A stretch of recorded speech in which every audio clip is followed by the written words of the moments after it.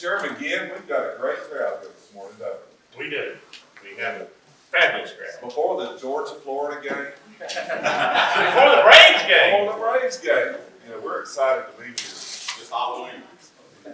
Yeah. Halloween. What we got going on? But I'll just get started real quick and turn it over to Chairman again, but we're just glad to be here.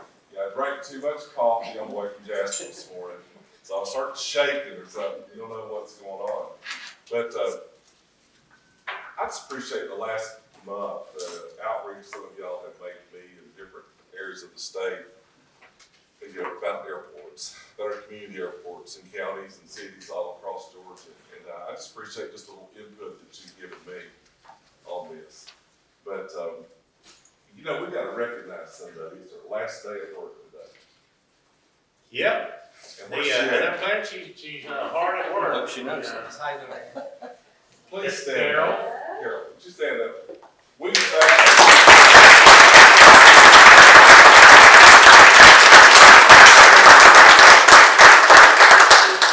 appreciate your service to the state.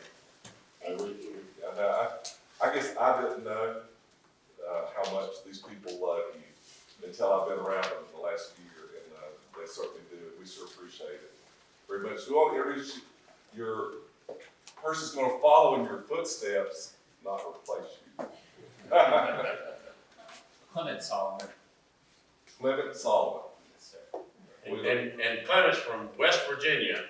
And I told him, I said, I looked at Carol's shoe size, and I said, don't let it fool you. She's got way bigger shoes than what you're looking at. I've been chasing after her for a couple of weeks now.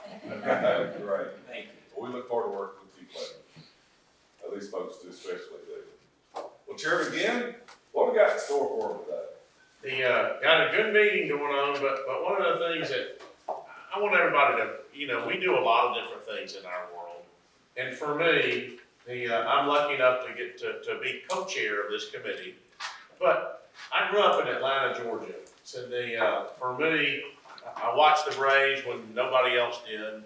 I got to see what happens in our media and what goes on in our community. And we all are part of Georgia. And, you know, last night, I came on down, spent the night last night because I had to go by the Capitol this morning. And I'm getting a phone call from Raul Zolli. Said Raul's in the back. I don't know if everybody here knows Raul. He just changed jobs. Said he's now with NPR, is that right? WABE. WABE, okay. Said the NPR station here and I had was going to the grocery store. Said and he says, well, I said, where are you at, Raul? He says, I'm here in Atlanta. And I said, well, I'm at the Kroger at Brookhaven. He said, which Kroger? I said, the one at Brookhaven, right beside McDonald's and this and that. He says, next thing I know, before I hang up the phone, he's walking in front of my car. It's a small world. We all play a part in it. And for me, said Ronald told me this a minute ago, and it's just been announced, that in case you never met her, said she was bigger than life. Jovita Moore with WSB passed away this morning. Said she had brain cancer, and for me, you know, one of the most amazing things I ever got to do in Atlanta, said back when I was a local government manager, was I got to fly with Captain Herb Emery. Said many of y'all knew who Captain Herb was, our local traffic guy. Said but I flew with him on Labor Day 1999 in a helicopter. Never been in a helicopter before. Said and I look at, you know, we all have a part to play in what we do. And I thank God every day that I'm able to do what I can as your senator and somebody that knows a little bit about Georgia, but y'all are teaching me a lot more about airports and what's going on. So I just wanted to reflect on, you know, thank y'all for what you do to make Georgia the success that it is. And I look at this airport, one of the things that, you know, I don't study the Atlanta airport, but I think about, hey, you can get in and out here so much easier and so much faster than you can. If you go to Denver, or like you go to Dallas, you gotta once you land, you gotta take a hike somewhere to get where you want to be. You go to Denver and it's 20 miles away from everything. So I'm glad that the people that predated us had the vision to make Atlanta and Georgia and this airport, Hartsfield-Jackson, said what it is. So with that, I'm going to call on Mr. Myrna White, who's the assistant general manager for Atlanta Hartsfield-Jackson. If at some point today I just call it Hartsfield, remember I grew up in Atlanta. I'm not trying to slight anything with Mayor Jackson. Mayor Jackson and my father were good friends. And unfortunately, both of them were the same size. Now, I'm just going to say that was pretty big. Absolutely. Well, Chairman, we don't take offense at all. We have executives who still sometimes say Hartsfield. So, good morning to Chairman Ginn, Chairman Jaspers, and to the committee.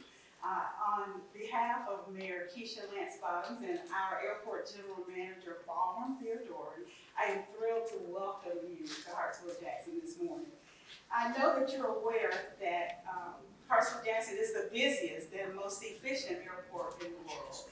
And thanks to the premier leadership team at Hartsfield-Jackson, our airport is recognized as a pace setter and a leader in aviation among commercial airports around the globe. That status, though, does benefit the entire aviation system for the state.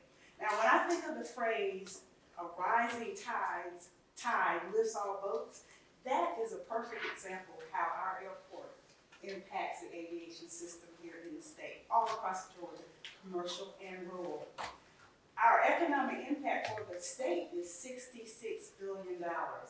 Now, including the 63,000 employees who work on site, we have a direct impact to employment of 383,000 jobs across our state. Now, because rural Georgia is a part of your focus, that strikes a chord with me. I am from Dublin, Georgia, where most of my family still lives, and my 86-year-old mother raises black Angus cows. Now, you don't get much more rural than that. And Our number? And our friend Senator Jeff Mullis likes to tease me about being from the fastest growing city in the state. Now, how is that, you might ask? He says because it's Dublin every day. As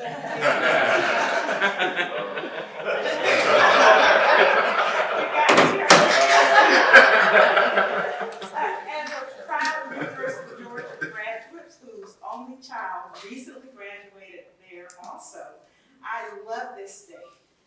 By the way, no dogs. And as you said, it's so good to see them leading the national polls in football. I was there when Herschel Walker was there, by the way. And now between the dogs and the Braves, we are indeed having a banner here in Georgia. But your work here is especially important to us, and we want you to know how much we appreciate your efforts to make sure that aviation across the state remains excellent, and that this state remains among the best in which to do business. So thank you again for your work and for allowing us to host you today. Thank you.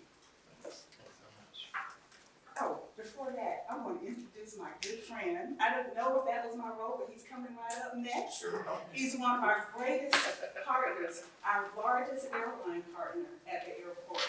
Jeff David is Vice President for State and Local Government Affairs, and he's just an all-around great guy. So Jeff is next. Thank you. Take this one. Can't beat that intro. I should just leave. Can't do that. I don't. No. So, good morning, everybody. Thank you for that introduction. And thank you for the opportunity to appear before the study committee today. Thank you to everybody on the committee for taking time out of your busy schedules to look at such an important issue as airport infrastructure. I know it's important to the entire aviation community and to the entire state of Georgia. As was said, my name is Jeff David. I'm the Vice President of State and Local Government Affairs at Delta Airlines, and I've worked in the aviation industry for the last 17 years.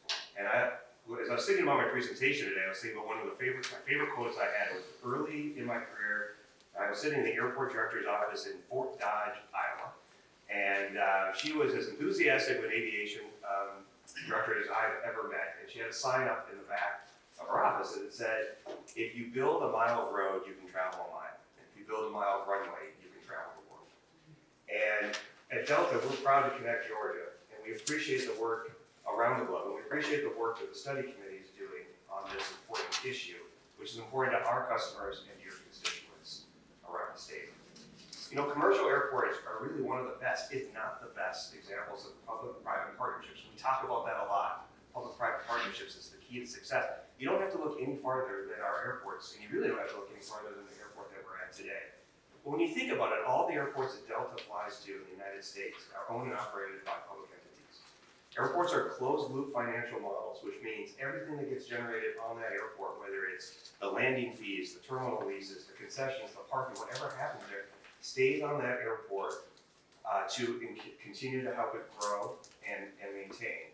And together, the public sector and the private sector are working together to create these economic engines for the communities, the regions, and the states that we live in. I know the Department of Aviation, the state of Atlanta has already welcomed you to Hartsfield-Jackson Atlanta International Airport, the largest and the busiest airport in the world. I know, you have to just throw out 2020 because that was just an odd year across the board in this industry. So we know it's the largest and the busiest. But let me also welcome you to Delta's largest hub in our system of 9 domestic hubs we have in the country.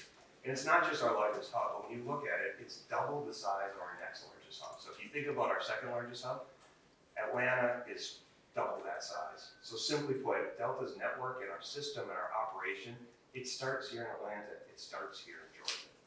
Some quick background on Delta's presence in the state of Georgia. Currently, we have more than 34,000 employees in the state of Georgia, making it the largest private employer in the state.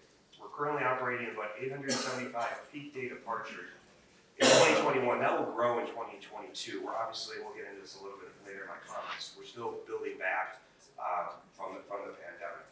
We serve over 200 nonstop destinations from Atlanta, including over 50 international destinations located in Europe, Africa, South America, and Asia. And in addition to our hub here in Atlanta, Delta provides daily service to Georgia's regional economic centers, including, I know many of the airport directors are in the audience today, Augusta, Albany, Brunswick, Columbus, Savannah, and Valdosta. The cost effectiveness and efficiency of operating in Georgia and Atlanta have been very beneficial to the region and to the state. Over 60% of the traffic that we serve here in Atlanta for Delta and our hub is connecting traffic. So that's passengers that we bring from around the system into Atlanta, connect them onto a flight here, and send them on their way around the globe. Travelers, we choose Atlanta for those passengers over our other 8 hubs that we could bring them to.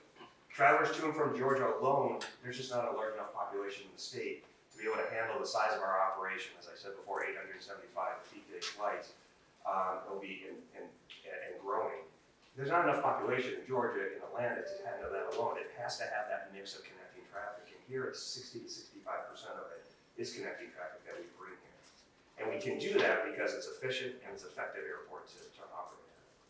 We greatly appreciate the state of Georgia's focus on making Georgia the best state in which to do business. That philosophy was evident when the state provided an exemption to the state's jet fuel tax back in 2018. And prior to this policy change, Georgia had one of the most uncompetitive jet fuel taxes when looking at hub airport states around the country. The implementation of the tax exemption was having the desired outcome up until the pandemic, when really the airline industry was turned upside down. But just some stats that I looked at, if you look at 18 and 19, and when I say that, I think of our calendar year. That's kind of how Delta looks at it versus the fiscal year. The number of airline seats in Georgia had grown by 5.2%. In raw numbers, that was a 3.2 million seat increase in the state of Georgia in 18 and 19, of which Delta contributed about 2.4 million. Delta's growth in Georgia in that same time period was more than double that of its growth in its other 3 core inland hubs. So when we think about our network, we really think about, this was evident as we built back from the pandemic, we think about the 4 what we call our inland hubs. So it sort of starts with Atlanta, Minneapolis, Detroit, and Salt Lake. And we have hubs on the coast in New York, Boston, Seattle, and LA. But if you look at those 4 inland hubs, we grew here in Georgia in that 2-year period 2.4 million seats. Our growth in Utah was 1.2 million seats. Michigan was 1.1 million, and Minnesota was 600,000. I have to be careful. I had the Minneapolis airport in here earlier this week, so I know the press is here, so we can just keep that in Georgia.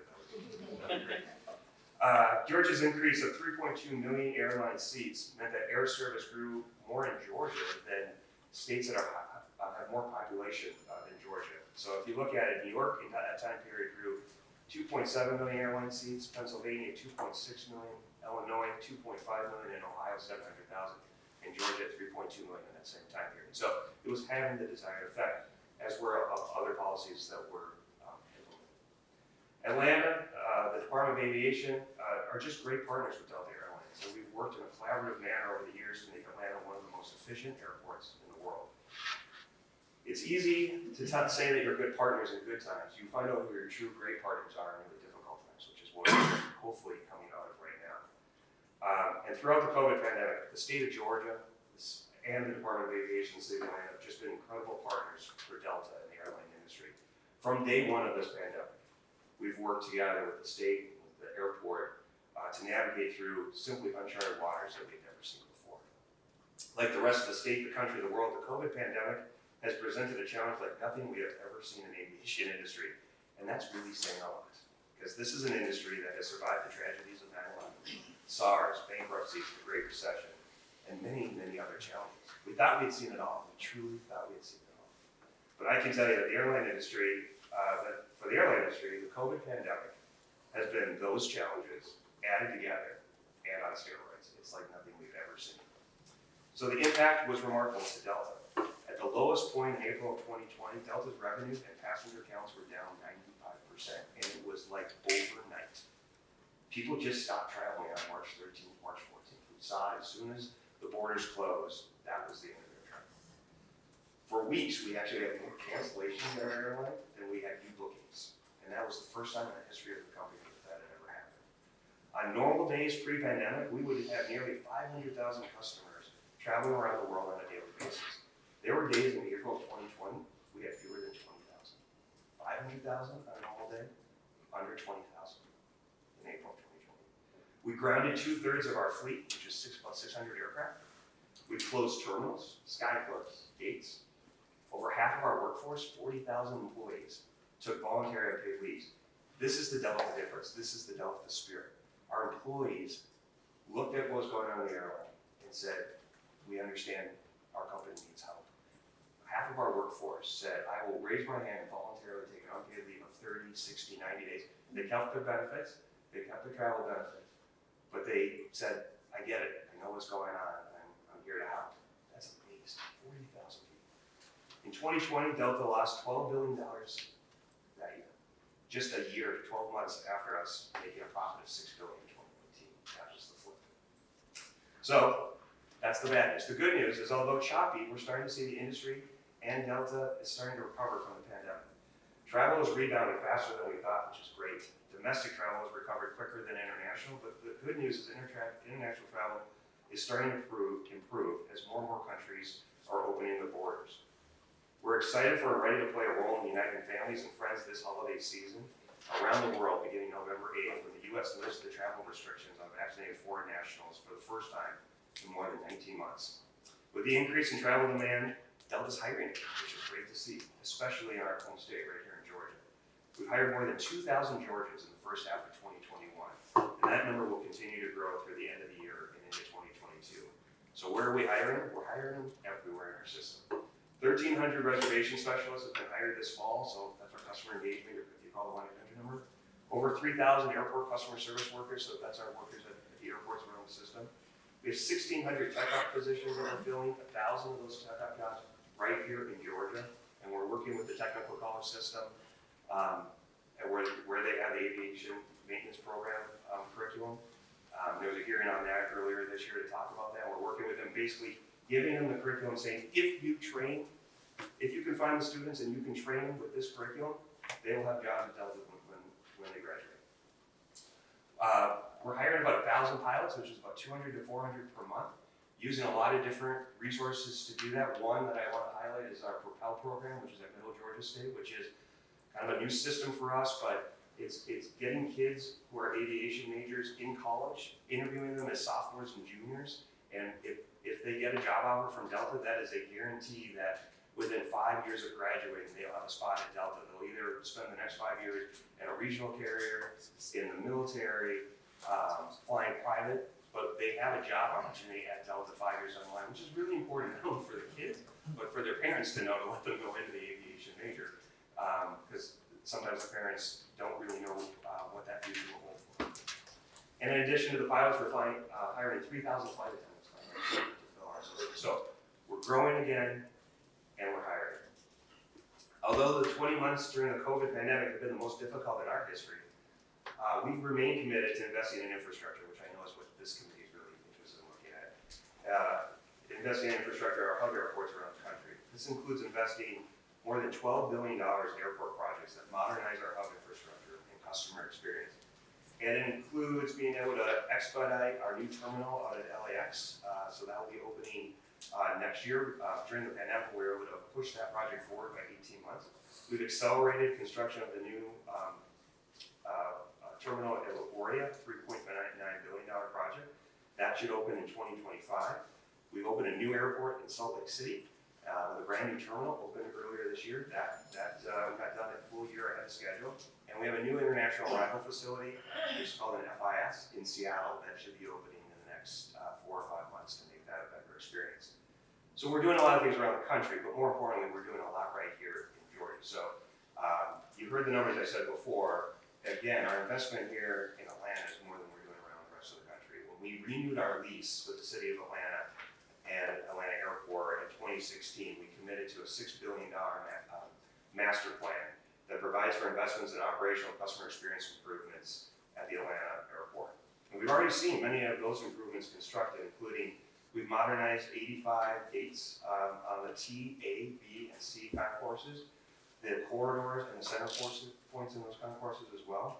We've helped add those canopies that you now don't get wet when you're arriving or getting dropped off, and most importantly, the brand new pedestrian walkways that have just opened up, if you haven't been there yet, from the parking lots now that you can cross over the top of those, which will help traffic flow on the arrival level. We built a new domestic security checkpoint on the south side. If you haven't been there yet, go use that. It's where the TSA pre-check is now, but it's just adding great capacity. And there's many, many more investments to come in the future for that $6 billion number, which I think we all anticipate over the lifespan of the lease will continue to grow in scope. These investments highlight how commercial airport funding works. Basically, the users that use the airports are paying for the operating and capital expenditures at the airport. So in Atlanta, and that's the Department of Aviation to check me on the numbers, but it's about a $425 million a year budget just on the operating side. And there are cost centers that get contributed to whatever the users are using. So for us, we pay landing fees that pays for the cost on the airfield. We do rents and leases and rents and charges for our terminal areas and the spaces that we use in the terminal that go to cover our terminal costs. The police and the fire operations, the customer service, the maintenance, and the plane training, many, many more. And that all goes into a fund that then the users of the airport are covering. And I know we have the airport directors from other airports, but my understanding from the regional ones that we serve as well, it's a very similar concept that, we pay a landing fee when we fly in, we rent our space, we rent our gates, and that's how we help pay for the operations that we're using at the commercial airports. So with that, I just want to thank you again for the opportunity to present today. Happy to answer any questions that you may have. I do have questions. I appreciate your time, and I'm sorry we didn't ask questions from you guys, but first I just want to go back and say, for a lot of people in the room, from the commercial aviator side, I'm a user of Hartsfield, and it's hard to explain this to you guys, for anyone who hasn't ever flown, but Atlanta is literally the gold standard. Not like, oh, I love my hometown Braves, they're the best in the world. Hartsfield is the best in the world, and it's our controllers coming in. You can talk to any aviator out there. We'd much rather fly in Atlanta than, Charlotte or Dallas or Dulles, it's amazing how much better the controllers are. And then on the ground, it was almost eerie because we would joke during the pandemic, you'd land at Charlotte and you'd get to the gate in like 5 minutes and it was super efficient. And we're like, man, this pandemic has made Charlotte as good as Atlanta. Right? The only difference was they needed the pandemic to do it. Atlanta does that all the time. That's how good they are. So I just wanted to give props to Hartsfield. It's hard to understand from a user perspective. Nobody better. For you guys specifically, Delta, I'm curious if you, just two real quick questions. One, we talked about the user numbers. Are you including in your numbers your codeshare partners and your wholly owns like Republic and SkyWest and your total growth of seats? Yes, that would be our partners as well. Okay, yeah. And then are you guys planning on, I was reading about some 330 purchases purchases, and I'm hoping that means you're planning on a major move towards international. I'm assuming that's largely going to come out of Parksville. Yeah, no, so great questions. You know, like I said before, the international piece of the recovery has really been slow, and it's gonna be the last piece that comes back. So if you think about the Delta mix of passengers, it's really three parts. It's leisure, leisure, business, international, right? The leisure and the domestic have come back extremely fast. The good news is we're starting to see business travel rebound. It's not nearly to the levels of 2019 yet. And then the international piece was really the last piece, and that was really dictated by borders being closed. You know, it was a fascinating summer. We put, whenever a country opened, we put service in. So, you know, the great example is we hadn't done Atlanta to Athens, Greece, I think over a decade. But Greece was, I think, the second country in Europe to open up to vaccinated travelers. And as soon as it opened, we put in Atlanta, Athens service. And it was great. It was because people just wanted to travel and they needed to go where they could get to. So you'll continue to see international grow, and where that grows, Atlanta is at the top of the list of where we want to put that service. It's not anything we can help with, but are you guys anticipating any scope clause issues as you grow back that international? I don't think so. No, I think it's, we've got a good plan going forward. We will be ready when the demand is there and the countries are open. Last year we put, you were talking about some of the aircraft, we were putting A330s, I was just talking to our network people, so we were putting A330s and 767s, things that we would normally fly internationally. We were putting them on routes, from the north to the south because people wanted to get out of Minnesota and Michigan and they want to go somewhere warm. And so we had A330s on a Minneapolis-Phoenix flight or a Minneapolis-Fort Myers flight. Those are planes that should be flying internationally. There just wasn't anywhere to go. As soon as we can go there again, and the demand's there, we'll get back to that. Thanks, Mr. Chairman. Somewhat of a nebulous question a little bit. I know, Hartsfield, Jackson Airport is a star of Georgia in a sense and brings a lot of business to our state and actually to the southeast, to the south and so forth. The commercial airports in Georgia that feed into this airport, how does Delta value general aviation airports in the state? Because this committee is looking at infrastructure for 102 airports, and not just one or nine, but a lot. So how does Delta value the GA airports? Yeah, they're an important part. So we look at this as an overarching aviation community, aviation system. Everybody has to play their role, and there's a place for all components of it. So we certainly value the role that they play in it. Some of our best customers also have a general aviation component with it as well. I think, for us, as we look at general aviation airports, it's usually around our hub airports or the commercial airports that we are looking at. So for us, it's the idea of trying to keep GA traffic off of the commercial airports. And so it's which GA airports then support those efforts. So that's usually, as we're thinking through GA, we're thinking about, there is value for everybody of keeping GA traffic off of Hartsfield. So what's the reliever airport that helps there? And that's something we look at, not just in Georgia, but around the country as well. Right. And then I would say that other GA airports, because you're looking for mechanics and pilots and so forth, and that's where they're developed. That's their farm system. Yeah. Isn't that It's true. We saw that at the committee meeting earlier this year. There was, we testified, but there were also representatives from general aviation airports. And we were comparing notes and talking about how they recruit and how we recruit and what they look for and what we look for and where is there synergy as well. So it's an important part of the development process. Go ahead, please.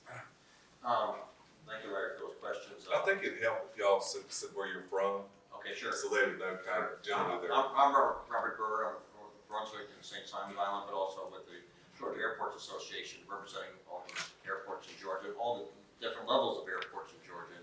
You hit in your presentation, you hit upon those very important aspects, from commercial to corporate to training airports, and that's where we're interested in the entire state of Georgia. And you're a tremendous player in that, and as far as your commercial, definitely commercial, but also the component of the airports that's basically linked into you by regional service. Regional airports are a little bit nervous about where that's going based on the equipment availability and the commitment of airlines. Now, Delta has always shown a strong commitment to Georgia airports. We thank you for that. Any plans in the future where we're going with that as far as regional service, as far as equipment and service? So I appreciate the question. So I worked at the airline in 2010 when the Saab 340 aircraft, which was a 34-seat turboprop aircraft, got retired out of the fleet. And that became the big question, because that's how we had served regional airports with Florida. So the big question was, what's going to happen with the regional centers? And so then we developed it with the 50-seat regional jets. And so that's been and then most of the communities are really happy because they wanted, the jet service was a huge improvement from a customer experience standpoint, from a reliability standpoint. So as you said, we've always been committed to it. Actually, right before the pandemic, we had announced increased service to the regional markets in Georgia. We were going to add a flight a day basically to the list that I had set on top of what we were already doing because we had the capacity to do it. We announced it, I think in December or late November of 2019, and it was supposed to start in the spring of 2020, and obviously, that didn't occur. So, we have certainly stayed committed to it. That aircraft is in our fleet. We've got 3 regional carriers that we now work with: Endeavor, SkyWest, Republic are the 3 that are part of the Delta Connection project. So it's still a big part of our fleet and our system in Georgia, around the country as well, or in markets. Yeah, we're looking forward to see the type of equipment down the road is a question mark. I don't know if you have any foresight on that.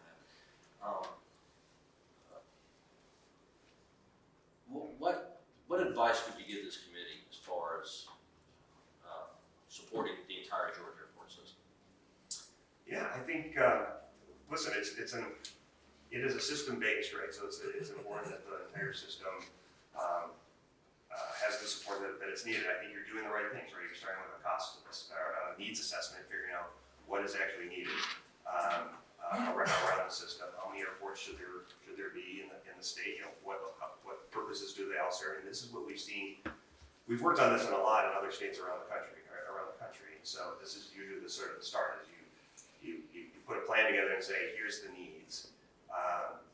These are the types of airports that we have. These are the ones that we need, and then the needs in the system. And you try to figure out how to best provide the services to that. I think from a Delta perspective, we certainly are parts of the system, and we know that we're important parts of the system, and we look at it from the system as a whole, and want to be supportive of that. If I might, so I'm gonna back up the clock a little bit, kind of help walk me through this, but, as a kid, I watched too many, Jacques Cousteau movies and stuff. You watch the whale going down the thing, and there'd be a bunch of little fishes for a long time. You gotta remember, most of what we see in airports in Georgia are those little fishes that are swimming alongside the whale, said the Hartsfield Jackson. And for me, it's tough to come up with, okay, how do we fund them? What are we gonna do? When I first got in the legislature, said the Delta was going through some extreme financial difficulty, went through bankruptcy. Said I look at, okay, hey, glad to see your partner helped you in that point. And clearly, said I don't want to belabor the point, but it's been the intent of the legislature, said to get that jet fuel tax back in there. But I know, okay, that's not happening without a lot of help and a lot of support. And when I look at it, biggest supplier or biggest purchaser of jet fuel in the state would be Delta. Said so you'd be the one that's carrying that young's work there. For me, a couple things. One of them is when I look at what can we do as far as the legislature and the state to make Delta more profitable. Said we want to try to, you're a partner. If it doesn't make sense for y'all, then we got to look at that. At the same token, all those other little airports and things that are swimming alongside of you, they don't exist without some help from us. And so for me, I want you to try to, help me walk through that. What do we do to do the funding for whether it's a general aviation or whether it's one of your partners around the state with the regional airport? What would your vision of that be? Yeah, so it's a great question. I'll just say, we don't have to sort of come up with something new because we see it around the country, right? So North Carolina doesn't have a jet fuel tax, and they support their airports through general fund contributions through the transportation system. Texas doesn't have a jet fuel tax. They have a number of airports as well. They support their system. There are a number of airports. Florida has just reduced theirs from, I think it was 7 cents a gallon all the way down to 1, and it may even go lower. They support their airports through the general fund. There are many, many ways that states are supporting their airports and their infrastructure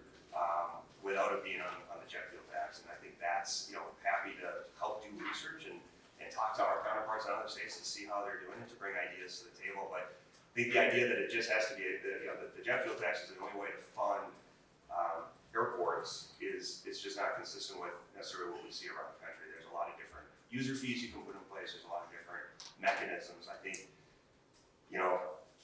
if there's a silver lining of the pandemic, and I know we've all found different ones, there's a lot of federal dollars coming from an infrastructure standpoint, whether it's been through the CARES Act or whether it's through the bipartisan infrastructure bill that hopefully passes one of these days in DC. There's a lot of money coming from airports that I think states will be able to use for the entire aviation system. And so I think, we're happy to be sitting at the table with y'all and rolling up our sleeves and showing you what we see, or trying to take examples of what's worked in other states to find a solution that works for everybody in Georgia. If I may, Mr. Chairman, again, a little bit of my last question. So, kind of to piggyback on the chairman's question, and kind of for the other people in the room, aviation, we're seeing a huge hit across the board to people pursuing the private pilot's license, building commercial pilots, building, the mechanic side is slowing down, and you mentioned some of the efforts you're taking there. And kind of education, and this, correct me if I'm wrong, but I don't think that I am. When it comes to pilot acquisition and the acquisition of the talent management, Delta's at the top of the list. So, Delta doesn't have a recruiting problem, right? There's a huge pilot shortage right now. There's not for Delta because they've got 10,000 active applications, right? Because they're at the top of the list. And so my plea to you guys is a lot of the other airlines are having to cultivate talent at the bottom. You're blessed that you're in a position where you can let them cultivate talent for you, and then you can take that talent because you're the destination career airline, which is a great thing. My question to you though is, how does Delta come along and partner with us as a state to help solve some of those problems in a way that both benefits Delta and also benefits the state of Georgia? I would like to see more pilot programs, more RTP type programs. Delta's the only major airline that doesn't have an RTP program to bring military rotor pilots into the commercial airline industry. They're the only one that I know of. And more of those things happen. I'd like to see more of those things happen, and I'd love to see more partnerships with these local communities and these local airports that is a pathway to Delta, but a more significant one, because again, as we invest in Delta, we appreciate your market advantage. And so I know this is a discussion that really should be had with your chief operating officer and executive officer. And I'm not saying that you should not take advantage of that market advantage, but I would like to see a little bit of an effort to solve the greater state, to make Georgia a more focused point of Delta's, top to bottom strategy, whether it's recruiting for endeavor, and does that my No, it makes total comment make sense. So from a workforce development standpoint, we're all in. So I think we had a 3-hour hearing with the higher ed committee earlier this year, talking about what we're doing, but more importantly, what else can we do? We would like to when we hire, the vast majority of people we're hiring are in Georgia, or to be based in Georgia. We would like to hire all Georgians to fill those spots. And I use tech ops as the best example. We know we need to hire 1,000 technicians in the next year. They just don't exist in Georgia. Based on everything we've tried to do, which is work with the technical schools, get the curriculum in place, get people recruited, go to the middle schools and the high schools to get people interested. There's just not enough to hire everybody here. So we're gonna have to look around the country. Same thing on the pilot piece. But if we would rather just hire in Georgia for Georgia. So if there's opportunities out there, partnerships we can develop, we have an entire team within Delta that's looking at this in all of our divisions, whether it's flight ops, whether it's tech ops, whether it's in flight and on the headquarters as well. So if we're missing things that we should be doing, I would love to have that conversation, but we are 100% engaged on it, and that's our goal as well, is for the people we need to hire in Georgia, we want to hire Georgians who work there. So it's great to know. And I'm not sure, love to follow more on the program, the military program you're talking about. I do know we recruit actively with the military. Many of our pilots have military background, but if there's a specific one we're missing, I'd love to follow up on that. Sure. Yeah, and the specifics we can talk later, but it's just, I'm talking about, the big picture is, you got a guy that's at Delta, it's about 10 years in his career before he finally gets there. And then you look back and you realize what he did is, he got his ATP in Florida, ATP flight school in Texas, and then he went to the regional in Minneapolis or Charlotte, and then he gets to Delta. I wanna see that brought, I want someone to go cradle to grave in Georgia in their aviation career. And with the partners in this room, that's completely doable in a cost-efficient, beneficial way, not a way, I'm not asking you to sacrifice intelligent business practices for the state, but I think there's a compromise. I just have a comment. Ms. Bain. And Jeff mentioned the federal grants that have come out as part of COVID, the CARES Act, the CRISA, and the third. It was a very small amount that the smaller airports in the state got. There are some airports that grant went $12,000, and very minuscule, small amount. But what it did do is put a burden on our GDOT project managers. So as they would normally be administering on regular day-to-day projects, they then had to administer the federal projects for really a small amount of money. So it was good. Yes, we got some, but I don't know if they'll get the bang for the buck. So you already spent it all? Oh, yeah. Oh, okay. I'm lucky. One day. I just got, I'd love to take you up on your offer. You said you do some homework for us in terms of what other states do for mechanisms for funding for the airports, all the airports in the state. And if you've got some means to do that, that'd be great. yeah, that would help, so that's what my comment was. And Representative Singleton, I just want to tell you, in the Chairman David Knight's higher ed appropriations, we have really dug into training and education. And I think you'll see Chairman Knight moving on a few ideas this coming session, but y'all have been great partners, and y'all have the power to be a great partner. And that's what, we really need that at Atlanta Tech and some others, and we appreciate what you've done there. But we got to move on. Thank you very I much. think, and so, thank both of y'all very much. Give my hand.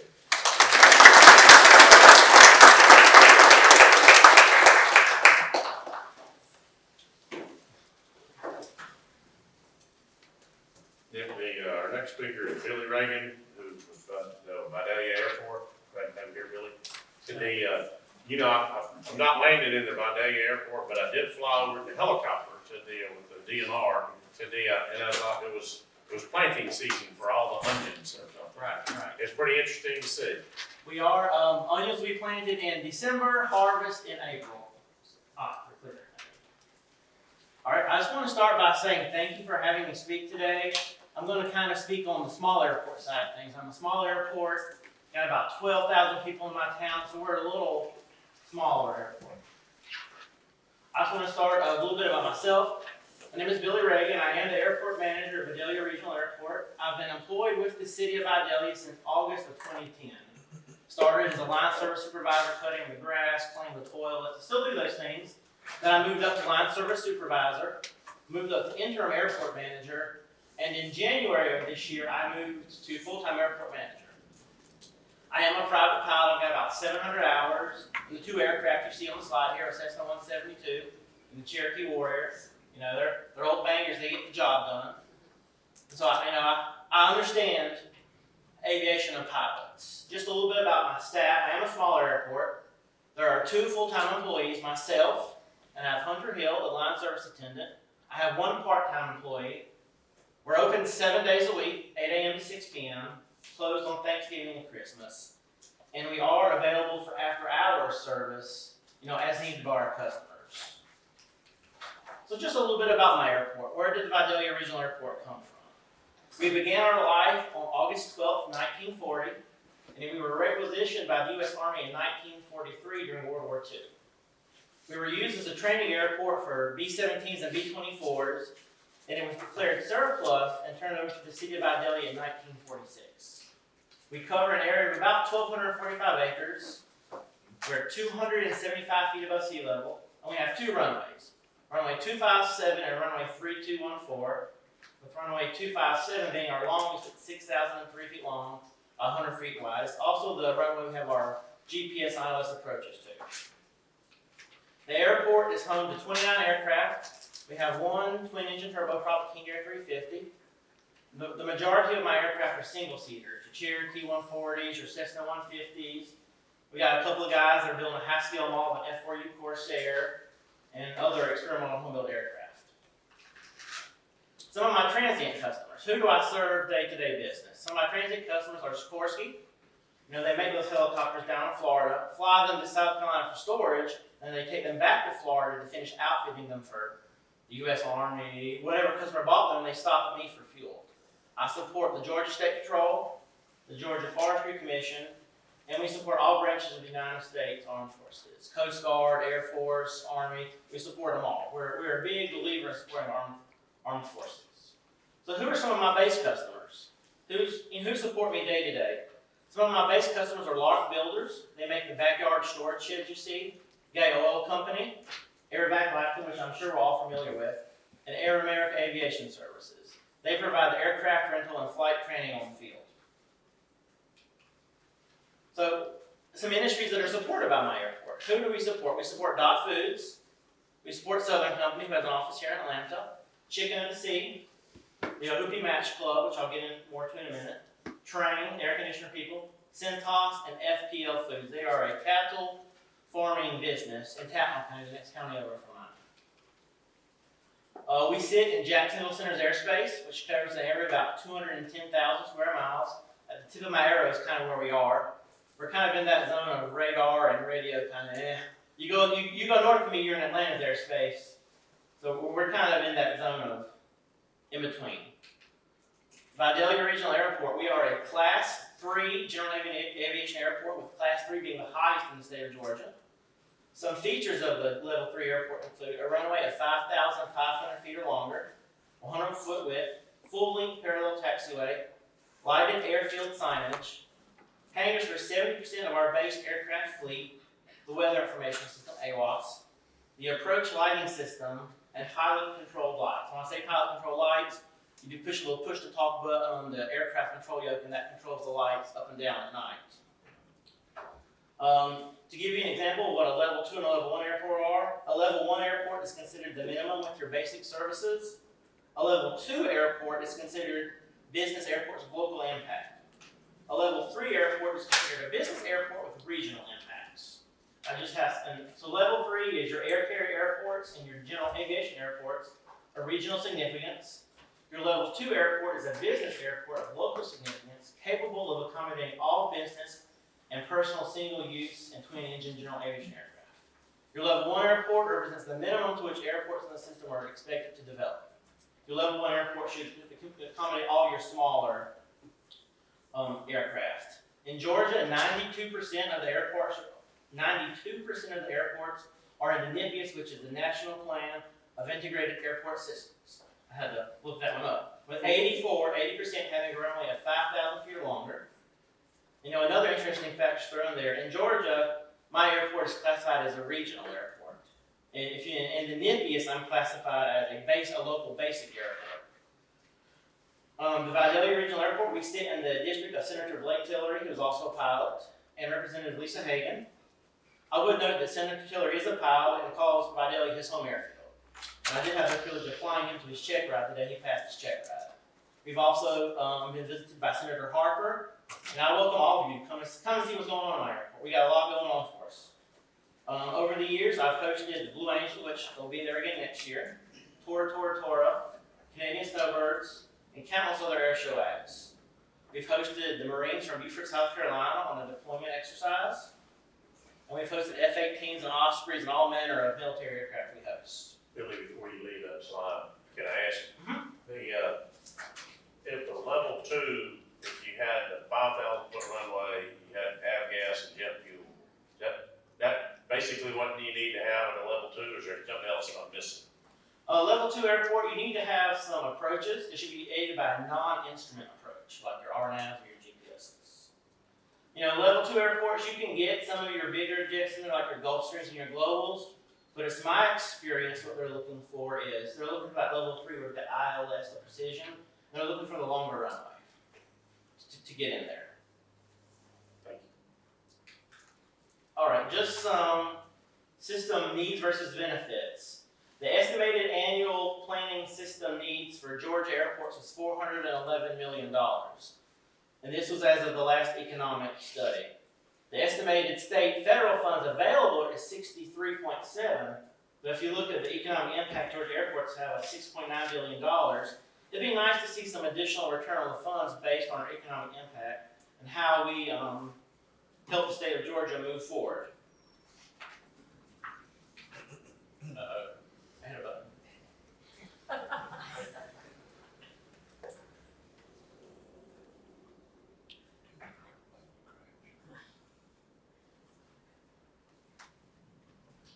Okay.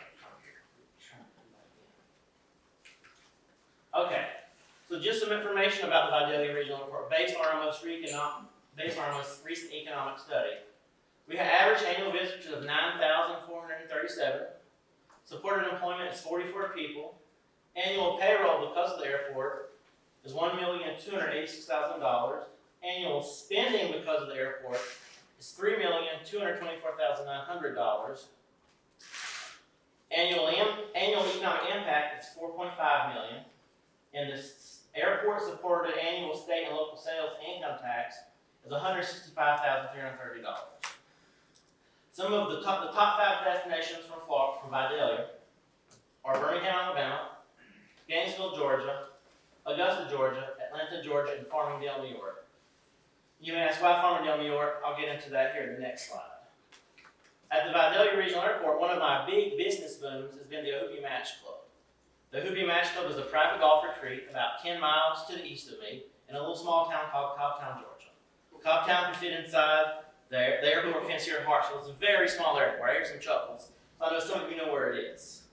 Because of the club, my fuel sales are up 65 to 70%, and I expect to top $650,000 jet fuel sales this year, which is huge for an airport my size. And you'll see in these pictures why. Just to kind of give you a comparison of where my fuel sales are since the golf club opened. In 2017, I sold 53,137 gallons of fuel for $205,177.79. So far, year to date in 2021, I sold 145,943 gallons of fuel for $553,753.06. So in the 4 or 5 years since the club is open, my fuel sales have gone through the roof. 65 to 70%. You know, and I will note 2021 is year to date, and while I've been here in Atlanta, my co-worker Hunter, he's back at the airfield just pummeling away, just going as hard as he can. But this is a picture. I want to kind of show you what the golf club has done for my ramp. As you'll see, this is my ramp here. I've got 2 aircraft over in the helipad area. I've got 3 stacked across the front, and I even closed the taxiway to make room. And I show you this, the need for infrastructure, more ramp space. Where do we put all these aircraft that are growing? I'm seeing the Gulfstream 650ERs, Global Expresses, all your legacy 650s. I have a couple of CRJs come in that have been transformed. So I'm seeing the need for expansion. This is just another couple of pictures here kind of showing you my ramp and where we're going. You know, right now I'm undergoing a ramp project, so I've closed my secondary crosswind runway, and I'm parking on the runway. Last week I had 13 jets out there. You know, we've seen such aircraft as Under Armour aircraft. We've seen Patron executives. We've seen Chipotle. People from all over the country are coming into my airfield. To play golf. To play golf. There's a private golf, it's called Cobbtown, Georgia. It's about this big. To play golf. I know a bunch of kickfighters out there. Mm-hmm. And yeah, now the question is at one of our meetings, we had somebody testify that the economic development project, they had to clear the golf course so they could land a plane for the economic development benefit. But in this case, the golf course is driving the economic development of The golf airport. course is driving the economic development of Adelia Regional Airport. You know, in years past, you know, we're city owned and operated. In years past, we would depend on city funds in the year to kind of tide me over budget-wise. But with this golf course and the economic development that's driving my airport, you know, we're having a surplus of unheard amounts. And due to this great increase in business you see, here's another picture. I've got them stacked everywhere. You know, they're stacked as tight as I can stack them. It's kind of a first in, first out policy. We started on a ramp expansion, the ramp rehab. The increase in our traffic drove us to reinforce our ramp. Our old ramp was asphalt. The new ramp is concrete, 10 inches of concrete on top of 12 inches of rock for the 95,000 pound aircraft I'm seeing. And I will say, the funds for this ramp project are thanks to my good friend Senator Tiller. He was the one that was key in helping us get this space, get this money. You'll see here, we expect to finish this project hopefully Monday, I think, if the weather holds. They're gonna do the striping for me, put my tie downs in. Just another project here. Okay, and we plan in the near future, we were just awarded $2.2 million from the FAA for a runway 257 slab rehab project. You know, that's needed with our bigger aircraft. We need to be proactive and keep our infrastructure performing at the level that my business customers expect me to perform at.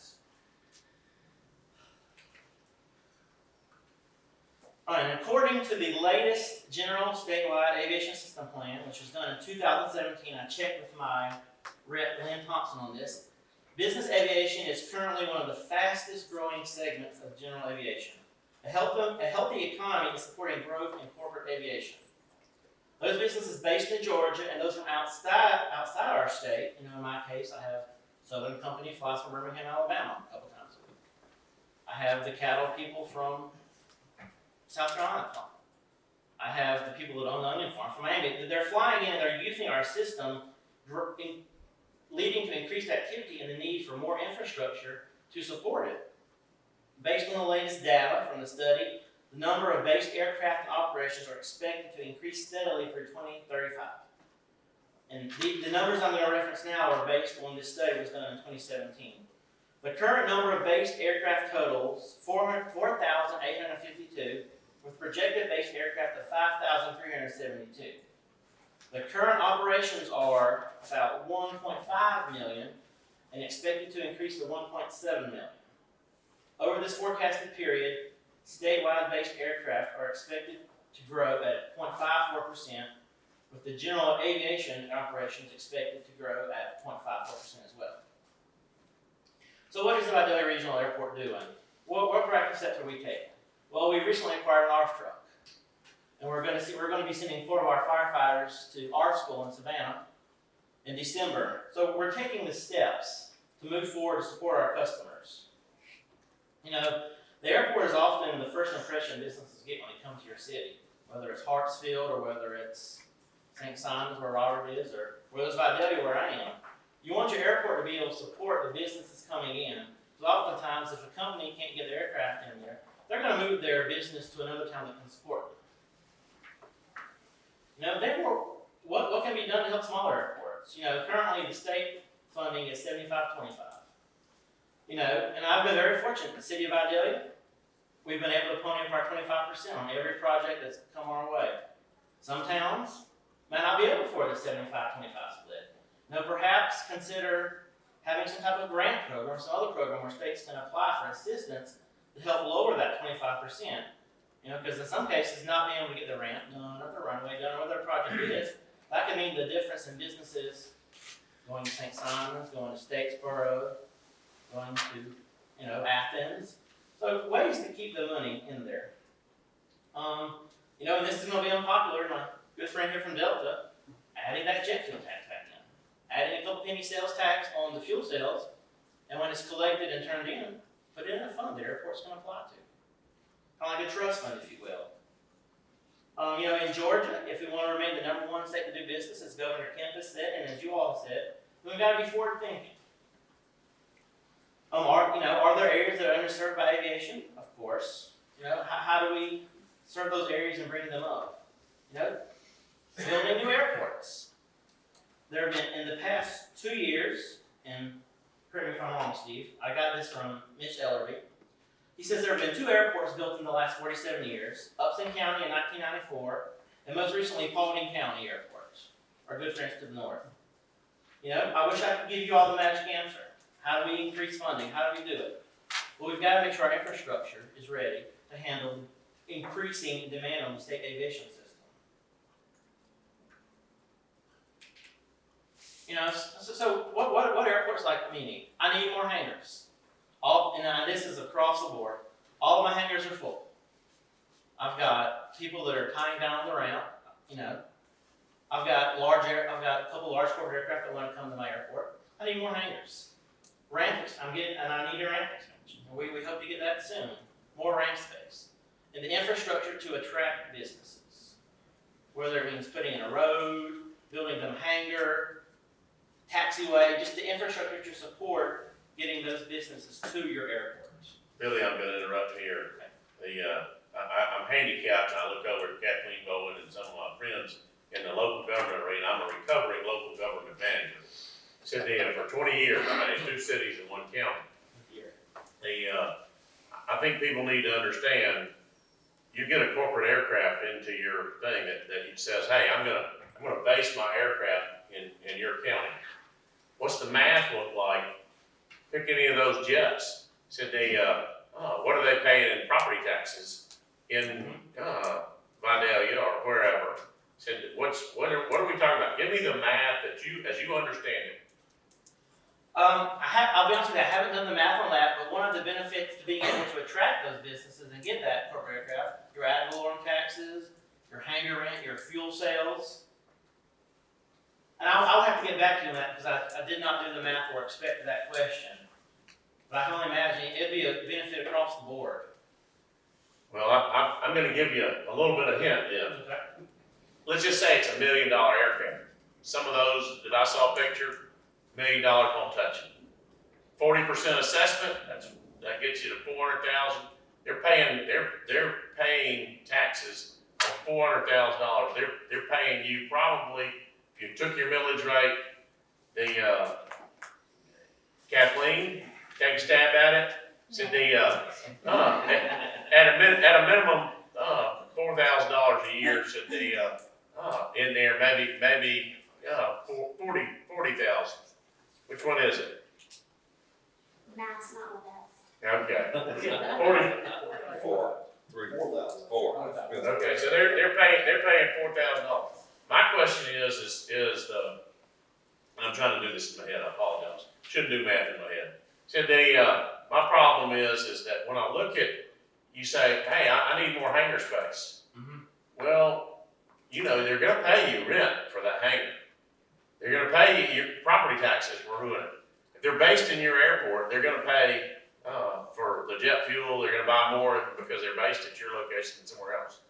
So I hear a lot of this, and I want to try. Hey, the reason we're doing this, we want to help our general aviation airports. But sometimes you got to look at it, and I'm just going to, my mom named me Frank. I'm going to tell you the obvious. Said you got to make sure that they're willing to understand. They got to make an investment to come back to us and say, hey, we're going to do the 75-25 split. That's not a problem. I want to make sure that our local governments are understanding this ain't a gravy train. We didn't win the lottery, but we will want to try to help grow general aviation. But there's a partnership there. Exactly. So I'll be painful in that pointing that out to some of our folks that no, you have to be willing to partner with the businesses and bring them into town. Exactly. I see Carol and Josh said kind of smiling because they understand, there's only so much DOT money that we got. Mm-hmm. And I'd just like to add, speaking of Adelia, big local partnership that you guys had a number of years ago when we extended the runway to 1,000 feet is Georgia Power. Tremendous user of your facility. And they actually provided the local max, the 25% to put your ILS in. I failed to remember that, yes. Years and years ago, when we ran the runway out, and they provided a 25% match. I forgot. That was before my time, but thank you for that note there, Carol, yes. All these other GA people, they're really jealous of you right now, actually. They are.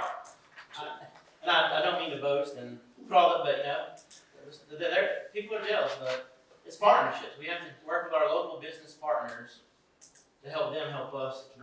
My good friend Senator Tiller, he says, don't come to me asking for money. Come to me with a solution to help me help you find the money, or help me help you get what you need. I've got a comment real quick. Okay. And I didn't introduce myself before. I'm Hope McAloose. I'm the airport manager at Atlanta Regional Airport, Brownfield, Peachtree City. Not every airport gets that local funding as far as at home. My airport, for instance, is owned and operated by the airport authority. We receive zero funding from the county or the city. So any projects that we do, we fund ourselves, and that's on the backs of our users, from our hangar customers to our fuel sales. So not everybody has that benefit in the general aviation world in the state. All right, so, we've touched all of these points. Maybe consider working with a 25% match. How do we capitalize on economic development we as airports generate for the state economy? Going back to new airports, maybe. New airports being built. Maybe instituting an extra few penny sales tax on jet fuel sales. And going back to the program years ago, my airport was included, the one Georgia program, where we got our runway system. Got the ILS thing. There are lots of ideas out there, and how do we capitalize on making our airports greater to do business in the future and continue the growth of aviation in the state of Georgia? That's kind of what I had to say. Any questions? Yes, that was awesome. I'll end with, we're having an air show next year. I invite you all to come down and see our air show. April 23rd, 24th, 2022. We've got the Blue Angels coming. Team Air Show, our T6 Texan formation team. Scott Francis, come down for a weekend of aviation and fun as guests at the airport. Thank you much, Billy. Thank you very much.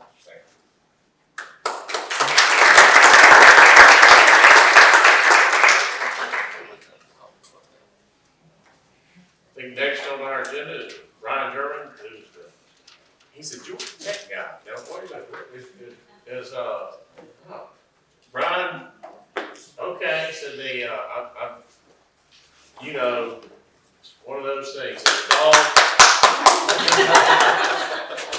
I'm a Georgia boy at heart, and so I root for UGA too. Don't tell my colleagues that at Georgia Tech. But Good for you. I'm happy when anybody in Georgia wins. Chairman, again, Chairman Dispersey, thank you so much for inviting me today to talk to your committee. It's a real pleasure to be here and talk about sort of the future of aviation with respect to electric propulsion for aircraft, with respect to new themes that are coming about for aviation, local and regional, and how we might prepare in terms of infrastructure here in Georgia. So I have some slides. How would I set those up?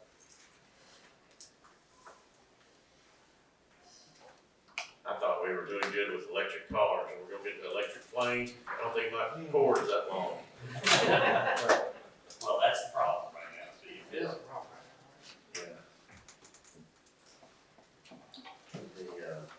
I know the drones are seemingly taking over the delivery side of things. They'll get more and more. all right. Very true.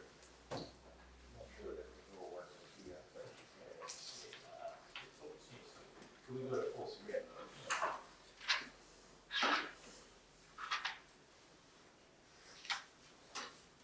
Okay.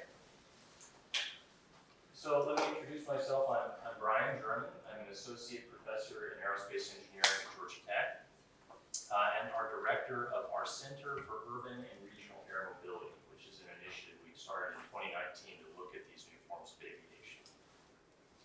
I mentioned I'm a Georgia boy, so I'm from Lafayette, Georgia, up in the northwest portion of the state. Grew up with aviation. My father's a private pilot. Used to fly out of Barwood Field quite frequently in this little lake amphibian, hopping around all the little lakes up in North Georgia, and had a great time. And that's what led me to go to Georgia Tech and pursue aerospace engineering. I did all three of my degrees at Georgia Tech, aerospace, bachelor's, master's, and PhD. Joined the faculty in 2008 and have been working there since and loving every minute of it. I had a connection to the Georgia legislature when I was a kid. I was a page in the Georgia Senate for Senator Sonny Huggins, who used to be a longtime senator serving from my district.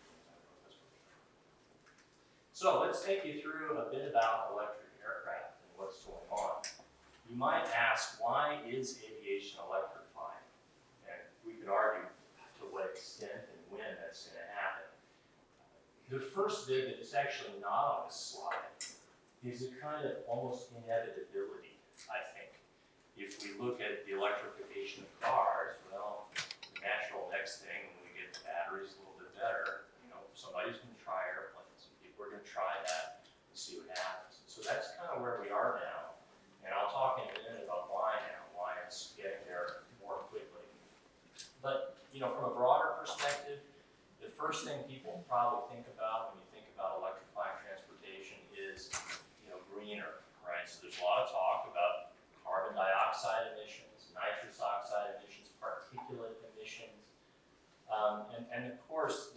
potential to now reduce those with electric aircraft. But there's another important one that affects general aviation, and that's lead emissions. As many of you know, if you're private pilots, 100 low lead is pretty much the only option for a lot of general aviation piston-powered airplanes. They need that lead to get the compression levels to give them high performance. Lead's a problem. I actually just served on a National Academies committee where we looked at lead in piston engine airplanes. What we could do to get out of it, right? We've had unleaded automobiles for 20 years now, and unleaded fuel in automobiles. We can't do it yet in aviation. So, you know, one potential solution is to electrify to solve that. There's a lot of other work in alternative fuels, though, I should mention, and that's going to be a nearer term type of thing. One interesting aspect of that committee on lead that I'll just mention as a side note, the EPA gave us a presentation in which they looked at lead emissions at airports, and one of the airports they highlighted was our dear friends at Peachtree DeKalb Airport here, who have a playground right next to a run-up area. I take my kids to that playground and love it, because we love to go look at airplanes. But, you know, a point was being made that lead's not great for kids, and now we've got this sort of a situation. So, you know, part of that issue, which we could talk about all for quite a bit of time, is just, you know, pragmatic issues of where you site run-up areas and how you do these things. It connects into airport infrastructure, even in the near term before we get to electrification. Right, but if we electrify aircraft, we can be greener. But here's the other big deal. It's not just about environmental impact. It's about business. It's about the economics of the situation. If we can source energy from the electric grid at 11 cents per kilowatt hour, compared to $6 a gallon for 100 low lead, or maybe $5 a gallon for Jet A, there's a potential 25% or more direct energy cost benefit, as NASA has shown right there. But it doesn't. Yes. I hate to interrupt. I've been staring at that and it's driving me crazy. What's the thrust rating I'm going to get out of 11 kilowatts per hour of electricity versus, you know, we know what it is for a gallon of Jet A. It just seems like a really awkward comparison there. Well, I didn't convert it. I should have given you an equivalent number, right? Right. And I don't know that math in my head. I have to also go through that math. But, you know, as I mentioned, when that NASA study looked at 25% reduction in energy cost, it was matching that up to the same airplane. You size the batteries, you size the motors to fly that airplane, an equivalent economic distance. Okay, and because there's currently no turbine version of an electric. I mean, obviously you can't replace a turbine engine with electric, so that, you know, the most efficient right now I think is the 330. There is no way to compare that at all. So I just want to make sure that it's not that simple. Yeah, and I would certainly love to work with you and get you those numbers. That's something that we could do. We could run up a comparison. Sorry, my hearing aid was just driving. I apologize. No problem. It's a great question. But the other aspect beyond just direct energy costs is maintenance costs. And you can have a dramatic reduction in the moving parts of the engine, right? So thousands of parts, let's say, a general aviation piston engine now gets replaced with an electric motor with basically 2 moving parts. And I'll give you some numbers on what that does to overhaul costs in just a minute. It's really pretty striking. Those two together, NASA estimates 40% impact on direct operating costs for these aircraft. Okay, so that's a pretty big deal. Again, this is now thinking mostly small general aviation aircraft. Lastly, in terms of why electric, well, they're quieter and potentially and arguably more comfortable. You can eliminate the noise from combustion. You know, little general aviation airplanes still have mufflers, so you hear it at some distance. But these things are whispered quiet in terms of the engine. You still hear the propeller, right? So maybe that's why electric. But you might say, why now electric? Well, the big issue is how much energy you can fit in that box that is the battery of a given mass, given weight. And in the past, that's been woefully inadequate. But now, due to our cell phones, due to cars, we're getting to the point where you can size an aircraft to fly a reasonable range of economic interest with batteries that are on the horizon and coming out of consumer electronics. And that's why now everything's taken off in this world. The second bit is motors. If you looked at a high-power DC electric motor, like you might see in, say, a factory, industrial motor, These things are big and they're heavy. In aviation, we can't tolerate that weight. So getting the, what we call specific power high enough, amount of power per weight of that motor has been the other issue. And the last one, and that's getting there, that's really getting there. We've got new companies that have emerged here in the US and internationally specifically targeting building motors of that power class. And lastly, the regulators are finally learning enough, frankly, about these technologies to be able to certificate the aircraft as safe. When will these aircraft arrive? The answer is now. It's happening. We are at the leading edge of this happening around the world. Pipistrel is a Slovenian company, a lovely little country here by Italy. I'm hoping to go in a year or two and visit. They're developing and actually building, they're producing in serial production this aircraft you see on the right there. It's called the Velis Electro. It's the first certificated electric airplane, certificated to the European light sport aircraft standard. And what it offers is dramatically lower operating costs. So we talked about sort of the energy cost, but here's a maintenance cost number for you. The electric motor on that airplane, the company says has to have one scheduled maintenance item done at 2,000 flight hours of operation. That's to replace some bearings. And it costs about $500. If you're a general aviation pilot and you've flown a Rotax 912 powered airplane, Lycoming or Continental powered airplane, you'll know that an major overhaul at 2,000 hours might be half the cost of the engine, right? So we could be talking $10,000, $20,000 or more. This aircraft is being flown and sold into the U.S. market now, but in the U.S. it can only be flown as an experimental category airplane at present. But Pipistrel is working hard with the FAA to get a light sport aircraft certification so they can sell into flight schools. And this is a big deal. This would make a wonderful flight training aircraft for short hops, pattern work, and basic training, and dramatically, again, reduce cost of flight training, which we have a shortage of pilots in this country. Getting people in flight training is exciting, and getting them excited about new technology is one way of doing it. I'll mention to you this image on the lower right here, which is showing 4 Pipistrel Alpha electrodes. This is the predecessor to the Velis. These were purchased by a public-private consortium in Fresno, California. And they built a network of 4 regional airports, and they connected them. They built electric infrastructure for charging, and they operate these aircraft ultimately in flight schools. They're preparing for that, again, waiting for that certification so they can do it. Gaining a lot of operational experience right now. More is coming. So we start small and we start to grow.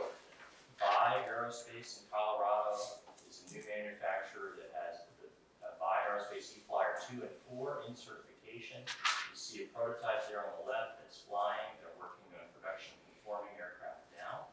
Plans to certificate the aircraft by late 2022 or early 2023. The same company is also looking at a 9-seat aircraft called the E-Flyer 800.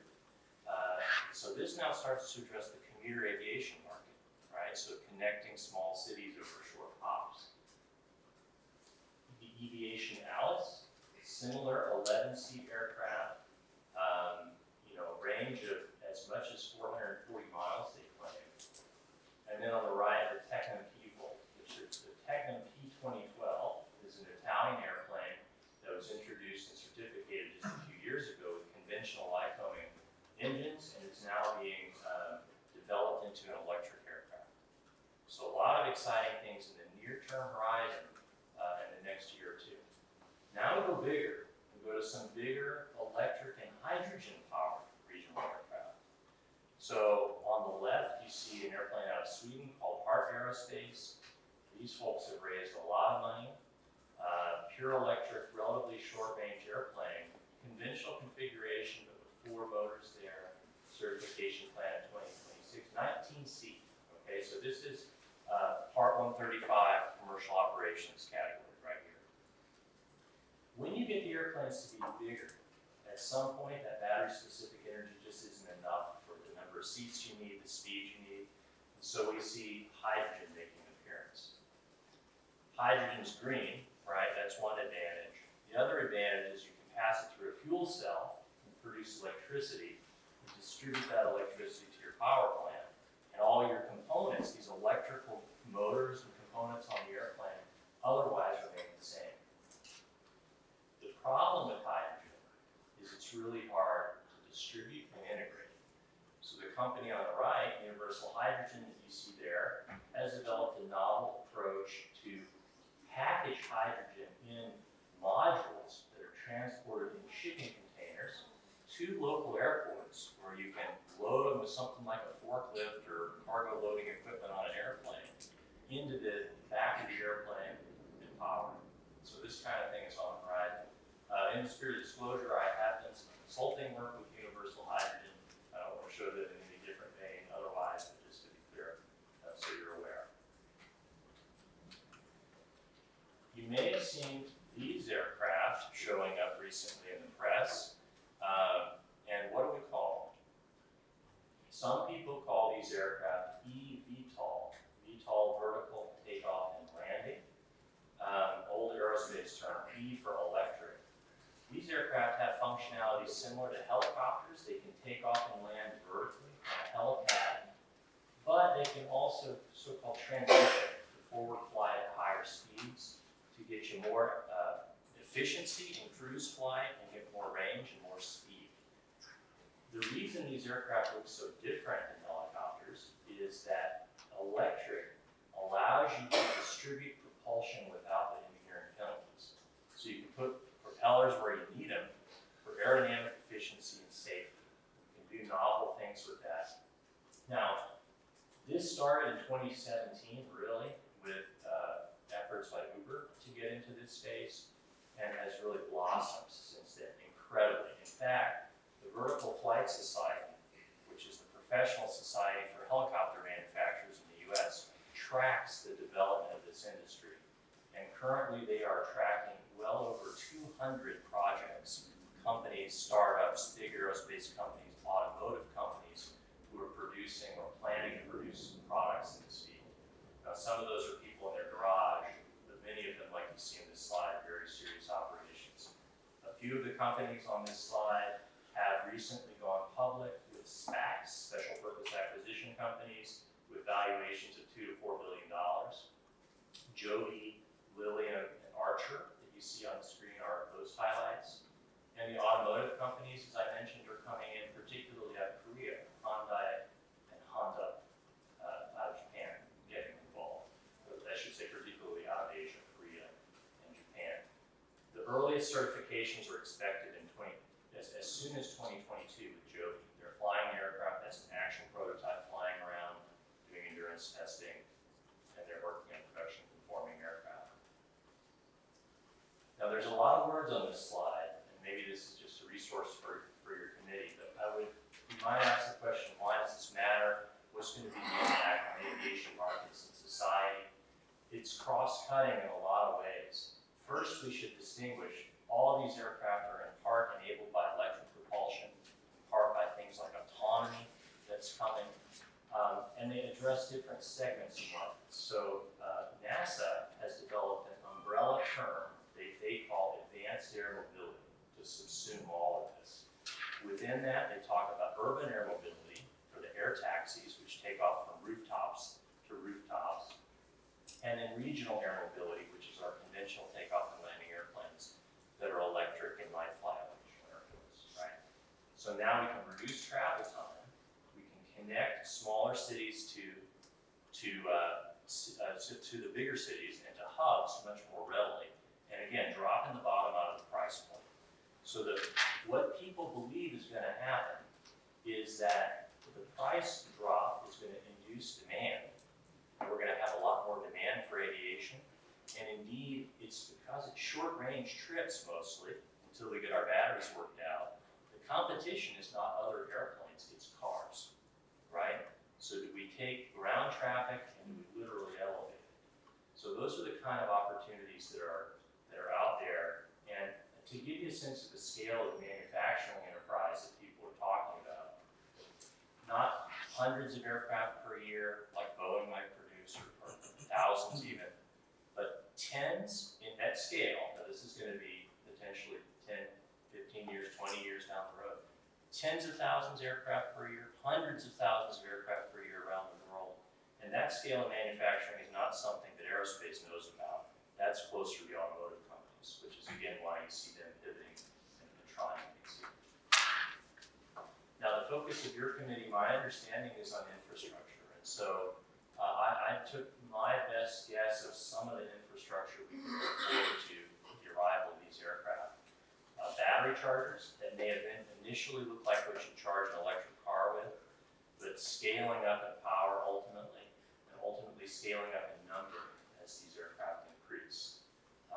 But you need to get power to the airports. So suddenly now your electrical grid, your electrical distribution system has to have the capacity to handle high power chargers at airports. Airports have a lot of latent empty space. I shouldn't say that to our friend from Adelia who doesn't have enough space. But if you have space along the runway, maybe you can put solar panels, charge battery banks at the airport, recharge airplanes. People are talking about that. That's something that's pretty interesting. Firefighting equipment. Lithium-ion batteries catching fire is not something you put out with water. That requires special firefighting equipment and training. Most fire departments are becoming capable of doing that because of all the Teslas on the road. They have to have that training, but we need to start thinking about that for airports. Hydrogen storage, of course, goes along with it. And then in quotes on the slide, you see the word vertiports. Vertiport is becoming a catchword for this vertical takeoff and landing pad for these eVTOL air taxis. Boy, that's a hard problem. How many of them do you put in the city? How do we handle land use, zoning, planning, community acceptance issues? Big questions there.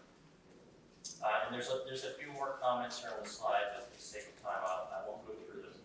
Maybe one more I'll mention. Flight test ranges, facilities. This is an evolving industry. Companies are pouring money into this, and can we do this? What are other states doing?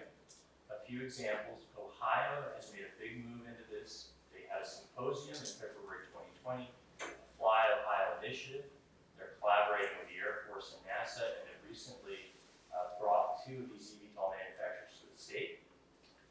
Texas, Dallas-Fort Worth area was an early participant in Uber Elevate work in this area. They've been studying this problem in their area for now about 5 years.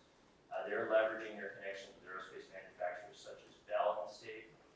And they recently just passed a state bill, SB 763, creation of the Urban Air Mobility Advisory Committee. Washington, November last year, completed an electric aircraft feasibility study. And lastly, Canada, the Community Air Mobility Initiative. You see that map on the right shows different states and different organizations collaborating with CAMI to look at cross-cutting issues around how communities would accept this and how do we prepare. What can we do in Georgia? I think incentives to manufacturers and operators, consideration of advisory committees on this topic, connect the planning of electric aviation with the planning that the state is already doing with initiatives related to electric automobiles, battery manufacturers that are recently moving into Georgia. How can we capitalize on that and bring manufacturers here? Policies, of course, that we can use to develop vertiports, public-private partnerships with our great aerospace industry here in the state. A test range. What if we had a flagship test range here in Georgia between regional airports where you fly these aircraft, you instrument the facilities, and you become a place to do business, to do flight tests? I'm from a university, would love it if we could get good investment from the state in the topic of training and research in this area and facilities that would help us move forward. If you could help us with that, it'd be really wonderful. I'll give you two or three slides real quick about what we're doing at Georgia Tech. I mentioned I'm the co-director of our Center for Urban and Regional Air Mobility. We're connecting across campus, not just engineering, but economics, policy, and business, how we can make this happen. Connections go beyond aviation. We're focusing on the one hand, the aircraft technology, on the left, but on the other hand, the operations, policy, and public perception pieces of the puzzle. There's a lot of work here to do, and a lot of faculty at Georgia Tech and other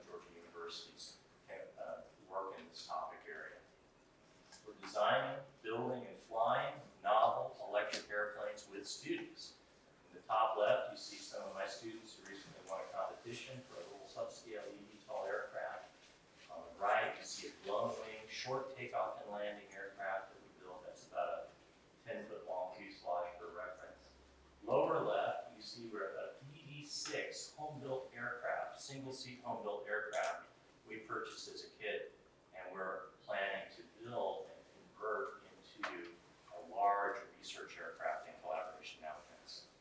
This is exciting, the students love it, it's really amazing fun work.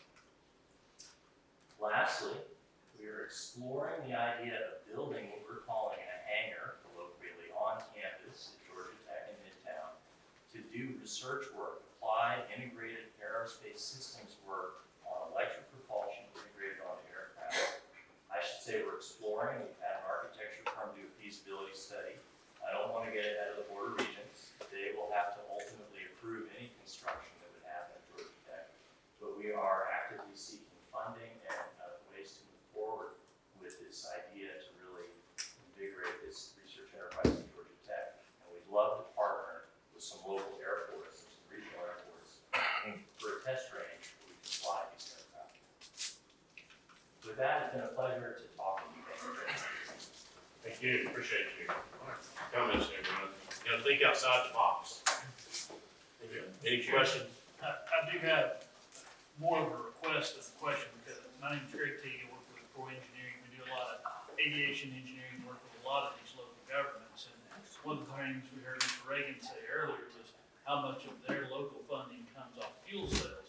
Well, this is exciting, this is great. It's the same issue we're having with electric vehicles, with a lot of the funding for our roadways coming off of fuel taxes and things like that.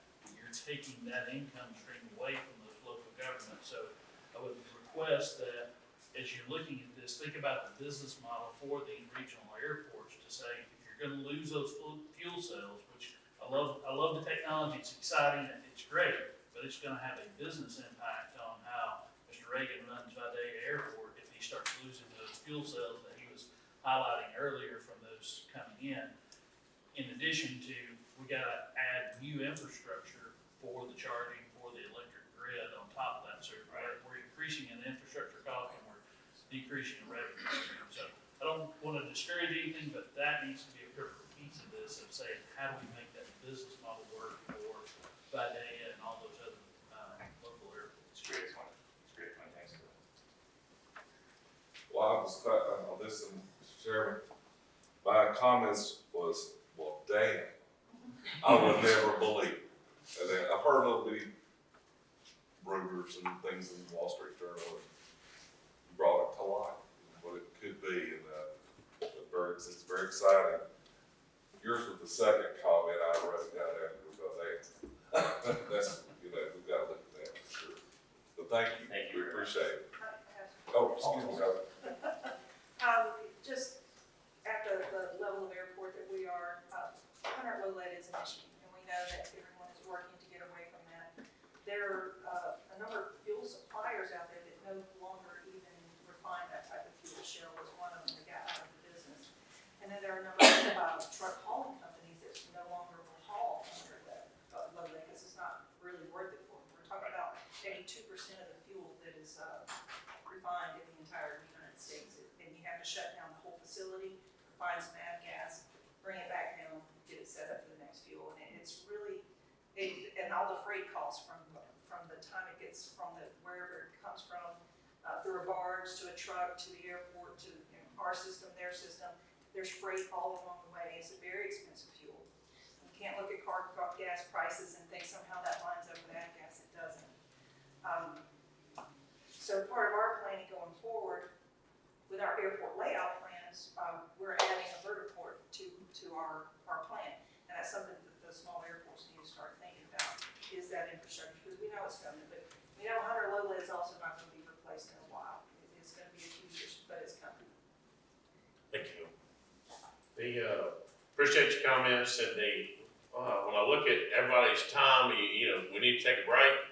We're not gonna take a long break. You got 7 minutes, so don't be long. Ms. Sellers, thank you for being here, and you came from Kansas City, is that not true? That'd be the home of the Kansas City Chiefs. Yes. Yes, that's right. Well, we're glad you're here today, and we're sorry we didn't get to speak at a previous meeting that you came to, but we're glad you're with us. Yeah, well, I'm on a personal mission, so I got an invite to come to the first committee meeting. So I went to my husband, I'm like, give me a flight, I gotta get down there. He's like, what are you doing? I'm like, I'll tell you later. So anyway, my personal mission is a little bit about myself. I am the CEO and co-founder of My Smart Plans. I come from the belly of the whale, like the story of Jonah. My husband was the largest commercial painting contractor in Kansas City for 43 years. He had a legacy company that he started whenever he was 18. And we got into a digital disaster and we ended up closing his company. It cost us almost $1 million. So you could call me a scorned housewife, I don't know, but anyway, I'm like, what happened? How is this? So we started investigating. Digital disasters are the thing of the future. And what it is about is that the I hate that word, and I'm sorry, but it's a real word, corruption and change order games and all the stuff that happens during construction is out of control. So the reason I'm standing here before you is to talk about a solution, not to come and bring you a problem that we already know exists. I'm here to talk about what we've created. Our company is 14 years old. We're managing airports across the country, including KCI, which is $1.5 billion. We have small airports as well, and all is the same challenge. It's getting those documents organized so that everyone has the same information, fair play, and providing a workforce for everyone that's on the project. We all know right now that in construction, finding subcontractors is a huge problem. The supply chain is a huge problem. If those records are not in order, we're just burning through money. So the new thing in the market is called digital twin, which I'm like, that's a great idea. We've been doing that for 14 years. But basically, it's all about information governance. So My Smart Plans, we act as a third-party mediator, mitigator, gatekeeper of all documentation. Everything flows through us, kind of like the control tower. Every plane flies through there, they know what's going on, they tell them where to go. Same concept with My Smart Plans. But it's about information governance because it's making sure that all the documents are complete and organized, making sure that the owners like Billy, I mean, he's already doing everything. I'm like amazed at him, I could not follow him. But I mean, can you imagine now putting another project on him and saying, oh yeah, by the way, now you're gonna manage these new these new hangars you're gonna get and this new runway. He's like, could you just organize it for me and I will have it handled. So that's what we're talking about, is keeping everyone with the ability to make great decisions and protecting the asset that you could potentially be giving them, because it's all about money, right? It's all about making sure that everything is protected. So we're unique in the fact that we are digital librarians.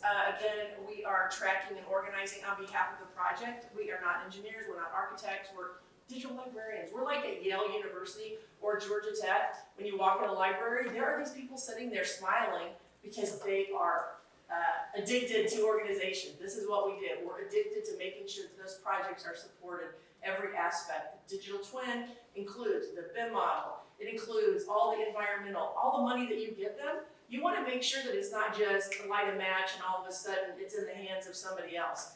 So we're saying protect the project and the integrity of the project with information governance. Here's what our deliverable looks like. Again, it's the idea that airports are held hostage to the documentation. So at the end of the project, like we're leaving, I'm leaving today to go back to Kansas City, then I'm going back to Miami on Tuesday, Fort Lauderdale.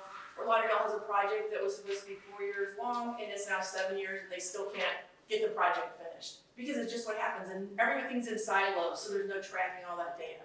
So we're making sure that the airport has the information they need to run the facility for the next 50 years. The digital twin architect of record, again, is in place, but it's keeping all that information so that whenever the new batteries, which by the way, that was so impressive, I want to ride on one of those planes. Whenever that comes in, everything is able to be transformed with audits, organization, and protecting, again, all the documentation as well, which is ultimately going to protect the budget. So here's QR codes. Again, this is a deliverable, making sure that you can walk by any room for the facility piece and manage the information without waiting time, which time is money. In summary, this is easy. We're here to protect the project. We're here to provide peace of mind, and whenever money is given to a project, you can support and make sure that the project will be delivered, that you will not get a phone call or be on the evening news that says, oh, this money is just now, or there's litigation or we're in this situation, and we've seen it all. But basically that's my story, and I'm sure you have a lot of questions for me, like where did I get this jacket for? Because you know you want one. Yes. I'm kidding. Any questions for me? Billy has one. Oh, Billy.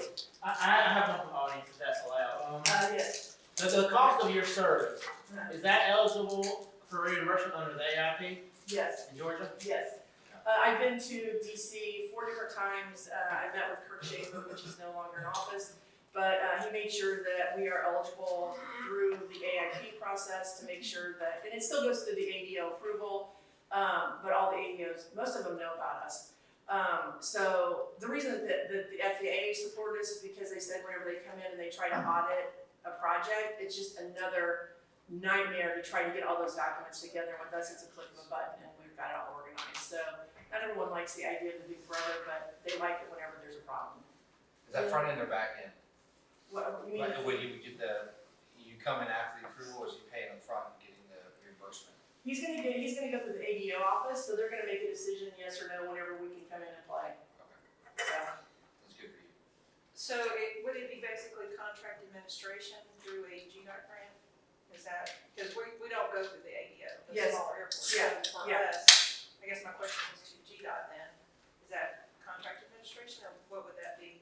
We're gonna check on that, Okay. because you have to make sure that, these are, sometimes they're considered proprietary software, so maybe the whole package still, when you have to put it out, for proposal, that sort of thing, but we'll check. we just did this with the Corps of Engineers. So the Air Force mandated us, so the Corps of Engineers went through this extensive process, so we have a lot of experience with government, which that project just finished. I'm actually in the ribbon cutting ceremony. I don't have my yellow jacket, but it was 3 months ahead of schedule. The first time that there was no modifications on the project, which is unheard of, and twice we stopped corruption on that project.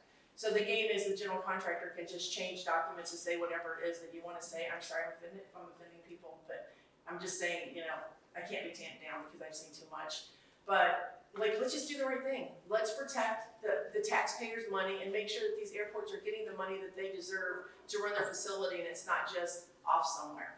Any other questions? Thank you much, Shelley. Appreciate your comments. I would take my notes with me. Okay. Next, we got Hugh Weaver with ponds in here.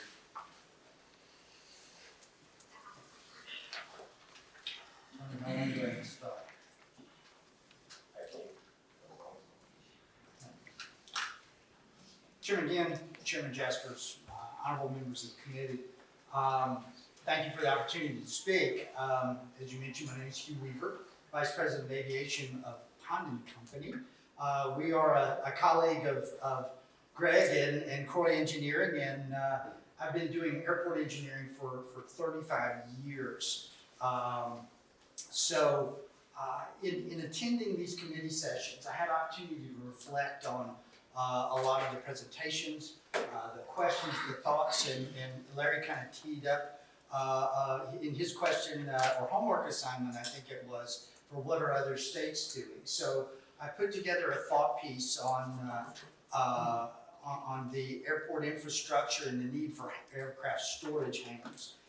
Tony has positioned this well, so you don't have to look at my ugly mug. The slide presentation is actually behind you. As I begin, I'd like to reinforce a notion presented by Carol Comer in her September 8th Aviation System Plan presentation, that Georgia has an airport system, not just 104 individual airports. This mindset is very foundational as we explore ongoing needs. I often admonish the notion that it was the Wright brothers' invention that was the transformative development in flight, and submit to you that it was the jet that developed the second airport. It was only then they had somewhere to go. You've heard that Georgia airports mean business. That was also a part of her presentation in the economic impact study. Growth of our aviation infrastructure is not an end unto itself, but it is the catalyst to drive economic development, and it will foster the rise of quality of life for Georgia's citizenry. I'd like to begin by reading an excerpt from a recent article. It was in the June 9th magazine of AOPA magazine, which is Aircraft Owners and Pilots Association. Aircraft hangars are in high demand and short supply, with some airports compiling waiting lists that can top several years, according to 2 surveys. The survey results assert that over 70% of airports surveyed have a waiting list for their hangars. According to Tullis, and Mario can corroborate this, DeKalb Peachtree Airport, north of Atlanta, had a 7-year waiting list for county-run hangars that stretched to 15 years. The article further states, in addition to a lack of funding, grant availability was cited in the survey as a major impediment to new hangar construction. Other challenges included costs associated with site development, insurance, engineering, architectural designs, building code compliance, as well as a concern about recouping development costs at current lease rates. Airports that have successfully developed new T hangars and community hangars have noticed a rise in airport gross revenues, increased local economic impact, and increased employment opportunities. One of the paradoxes of general aviation is trying to make sense of hangar availability. Even though overall flying has rebounded after the commencement of the COVID pandemic, tax registries of aircraft are reducing. Trying to find a hangar at many airports is an exercise on getting on waiting lists or going through seeming never-ending procedures for approval to build a hangar, including permits, design reviews, and rate negotiations. Further complicating matters, airports that receive funds through FAA's Airport Improvement Program, AIP, commit to a list of assurances, committing to operate and maintain the airport within terms set forth in this agreement. Grant assurance number 38 calls for airport land leases for hangar construction to be long-term. A ground lease must be long enough for the aircraft owner to build the hangar, pay it off, and get some value for its use. The FAA provides only loose guidance, giving airport sponsors leeway in defining what is long-term. Since an airport-owned hangar structure is leased at a higher rate than just a ground lease, some airport sponsors desire to limit the terms to gain the value of the structure asset. The tenant user then is motivated to maximize the use term of the facility that's constructed. A common rule of thumb for hangar rental prices is that the busier the airport, often a popular locale, the more expensive the hangar rental rate. Rental rates also increase in relation to the quality of the hangar, whether it has electricity, and the complexity of the hangar door installed. Many appraisers use proximate mini storage warehouses as comps for evaluating hangar rents. So that'll tell you where the number is in those rates per square foot. With current construction conditions, this value offers little for airports or tenants to amortize their assets with a competitive return on their investment. Airports are forced to make individual competitive market decisions when adjusting those rates, fearing that rate increases will drive tenants to other locations. Georgia does not currently have a comprehensive rate analysis that allows airport sponsors to make informed decisions and therein limit their ability to abide by the rules of FAA for self-sufficiency. In my day job, and Greg will relate to this, we often have to invoke a pragmatic approach in problem solving. The first thing this group has to recognize is that all 50 states are wrangling with similar issues. We can learn from other successes and failures. So I wanted to present what are some of the other states doing. In Minnesota, they have the State Hangar Loan Revolving Account Program. It provides an 80% interest-free loan to state system airports for building new hangars. The loans are paid back in equal monthly installments over 20 years. Payment receipts, as they become available, are then loaned out to other airports needing hangars. The Minnesota State Legislature established the Hangar Loan Program in 1957. The current capability of the program is about $4.4 million. Its purpose is to provide loans to publicly owned airports, allowing them the ability for revenue-generating hangar facilities and to protect the state's fleet of general aviation aircraft.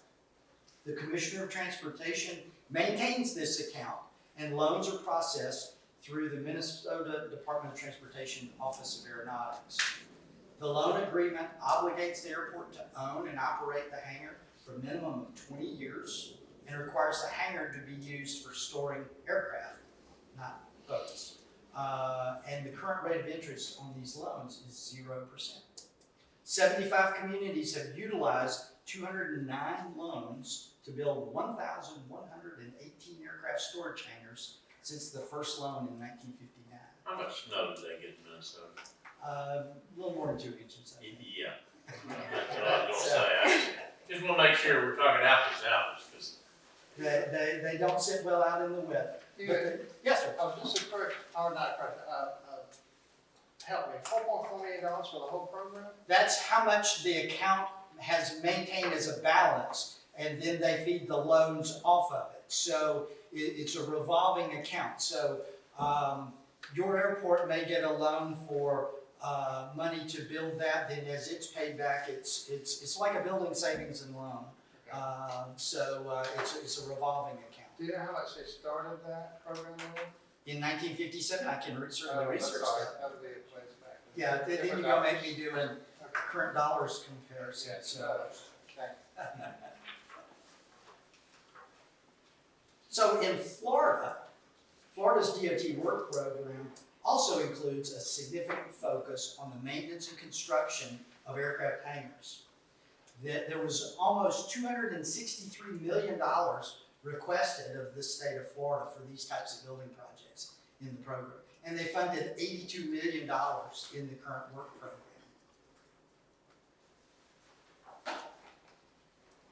In that 5-year work program, there were $115 million in aviation funds expected to be spent on airports in Florida.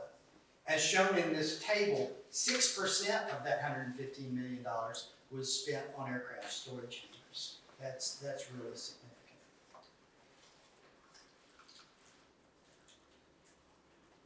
Recent discussions have talked about the demand, but what about the roadblock to development? Here's the reality. Many airports find that financial reconciliation on hangar development costs is not often recognized till 30 years of its construction. This leaves little salvage value for the asset.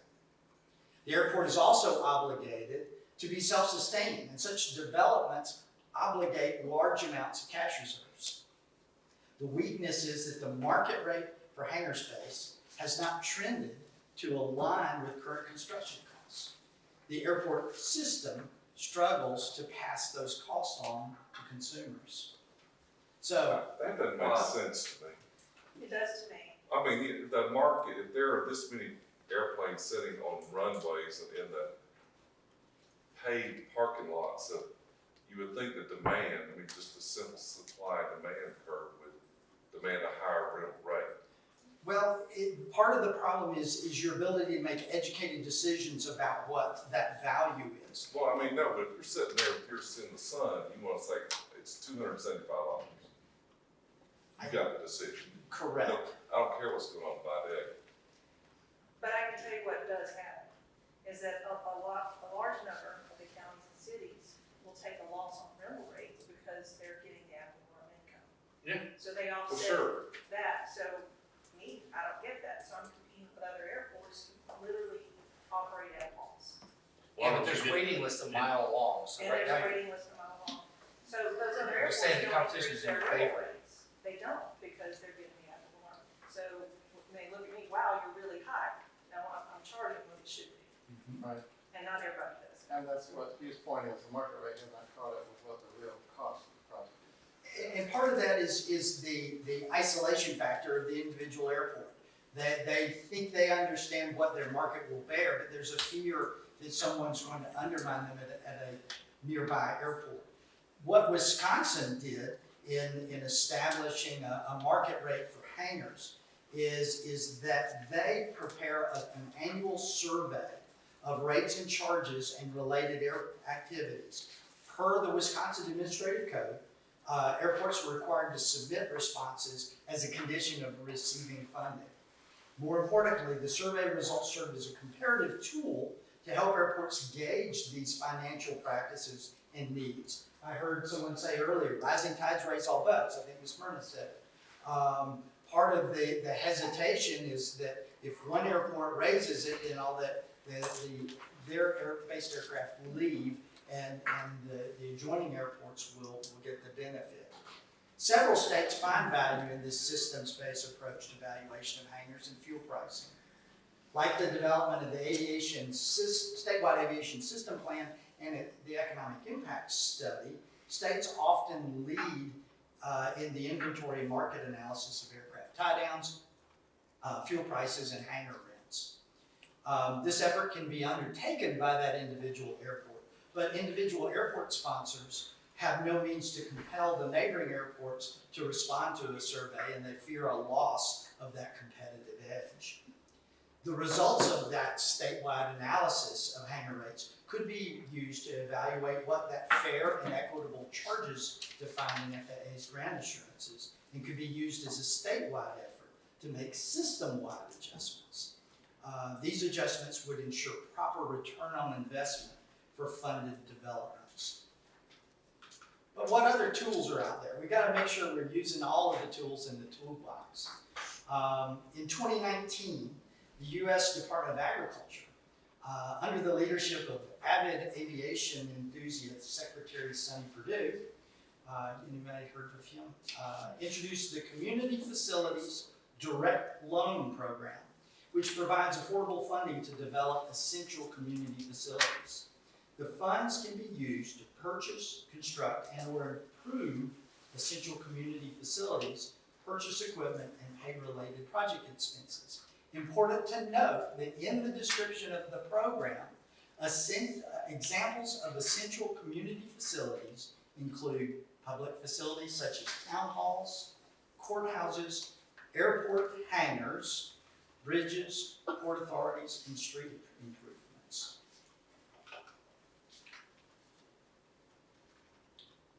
So there is an indisputable need for studying plans for improvements on airport infrastructure and services needed to meet Georgia's aviation system users now and in the future. America's airports are powerful engines for economic opportunity in the local communities. While aviation traffic continues to grow at record pace, our outdated aviation infrastructure cannot keep pace with the overwhelming demand. FAA's long-held Airways and Airports Trust Fund has been the primary funding source for general aviation. Under that program, general aviation, reliever, and non-primary commercial service airports are apportioned 20% of FAA AIP funds for apportionment nationally. From this, all airports, excluding non-reliever and primary airports, receive the lesser of the following: $150,000, or 1/5 of the estimated 5-year cost for airport development for each of these airports listed in the NIPIAS. Remaining funds are distributed according to state-based population and area formula. FAA makes those decisions on the use of those funds. Nearly all states provide funds for airports primarily in the form of grants as matching shares for FAA or as separate state grants. State grants and their grant programs through a variety of sources, including aviation fuel, aircraft sales tax, highway taxes, bonds, and general fund appropriations. There is no silver bullet in funding for aviation in Georgia. There's various ways that the state can assist in funding of airport developments. Key mechanisms that should be explored by state leadership in support of airport development operations include loans, loan guarantees, increased direct grants and equity injections, as well as discount on user charges funded by governments, reinvestment of taxes and real property at airports to their maintenance upkeep, and increased state aviation funding with reduced restrictions on hangar construction. Just some food for thought. Did not have hard conclusions, but we want to learn about what others are doing, and appreciate the opportunity to present to you all today. Yeah, I guess one more quick question. Sure. It's really discussed. discussion more than anything, I'm just curious, under hangars that have been built in the last 5 years on our airports, I'd be curious how they're currently funded. Yeah, I talked to one the other day where I think they have a better relationship with their county than many do. And the county floated a bond guaranteed by SPOS dollars. They're building a bunch. And they're gonna build a mega thing with big jets if they need it. But I don't know how that's used in other areas, or how are these other people funding? Yeah, I'm just Well, curious. there is no one single answer to that, but that is definitely a tool in the toolbox. It takes money to make money, right? So a lot of airports find that the only way that they have the means to advance that is through a ground lease. So they say, Mr. Aircraft Owner, you want to build a hangar, I'll lease you this piece of ground. You build all the capital construction at a lease term. And that's what I reference as the fact that FAA is not clear on what that term is. The airport is motivated to get it as soon as they can, because then they can rent it at a higher rate. The tenant user wants that hangar until it's just rust that's standing up there and no salvage value. So it becomes a sometimes unhealthy tension on what that term is. But that is a means, is to use that private funding. Hangars can be eligible at the state and local level, and certainly the state endeavors to cover a lot of costs related to site development, access, and other site improvements to offset that. The T-SPLOT money is there. With AIP, there have been hangar developments that take and bank that $150,000 a year till they have the funds in hand to build it, or front up the costs out of their general funds and get reimbursed over the program. This USDA loan program is an interesting one, although it's only available to rural communities with low population count. But it gives them the money to gather up that large cash amount for the initial investment. In more popular locations, and Mario could probably speak to this, where there are actual developers that are interested in getting that ground lease, they will invest and build those hangars there. You also see in some cases the concept of hangar condoing. That's where a group of pilots and aircraft owners will say, we'll go in together on this ground lease, and we will operate it as an organized condominium with the terms that go with that. So lots of ways, but they're all very limited in the availability and access to the seed money. I guess the last, I think the association that answered this, I thought about this driving in. You know, we talk about the number of aircraft needing a hangar. And I guess, does that take into account that if I'm looking, I've got an application in at 3 different airports? Does it subtract, does it de-number that into how many I'm really out there? Is what I was curious. And that's a good question. And that's why I made the comment that the tax registry showed the number of based aircraft in Georgia going down. And it doesn't equal the list of the waiting list. You find that some airports, I hope you may be able to speak on this, actually require a deposit to validate that waiting list. That shortens the list significantly when people have to plunk down money. But you will find an aircraft owner who is interested in getting a hangar. He's going to put his name on several lists and hope that one comes available at some point. So I attended your commission meeting last week, and there was an aircraft. He wasn't even an aircraft owner yet. He was trying to get in the hangar before he bought the airplane, simply because getting into the hangar is such a challenge. We don't know the numbers, and that's the challenge in there. And I can speak to that. So we have a 2 hangar waiting list of over 100 people. And then another list for our shared community hangar of 50, something like that. So we just recently implemented the hangar deposit. So you put down $100, if you get the hangar, it goes toward your first month's rent. If you move on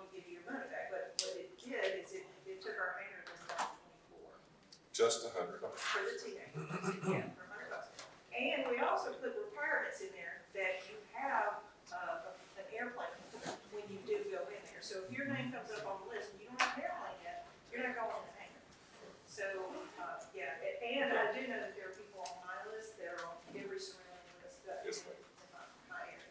I think Mario has. I can speak to the waiting list and the efforts of it. Well, Mario, what we're gonna do is we're gonna ask you to sit down, we're gonna ask you to come up. It's a good time. You might think that. We're gonna get done here, we're gonna get done here in a minute. We're gonna get done here, because I hate to be the person standing in front of us. You're the last but not least. I do have one question, I don't know who answers it, but does anybody know what the occupancy rate is for the hangar space in Georgia?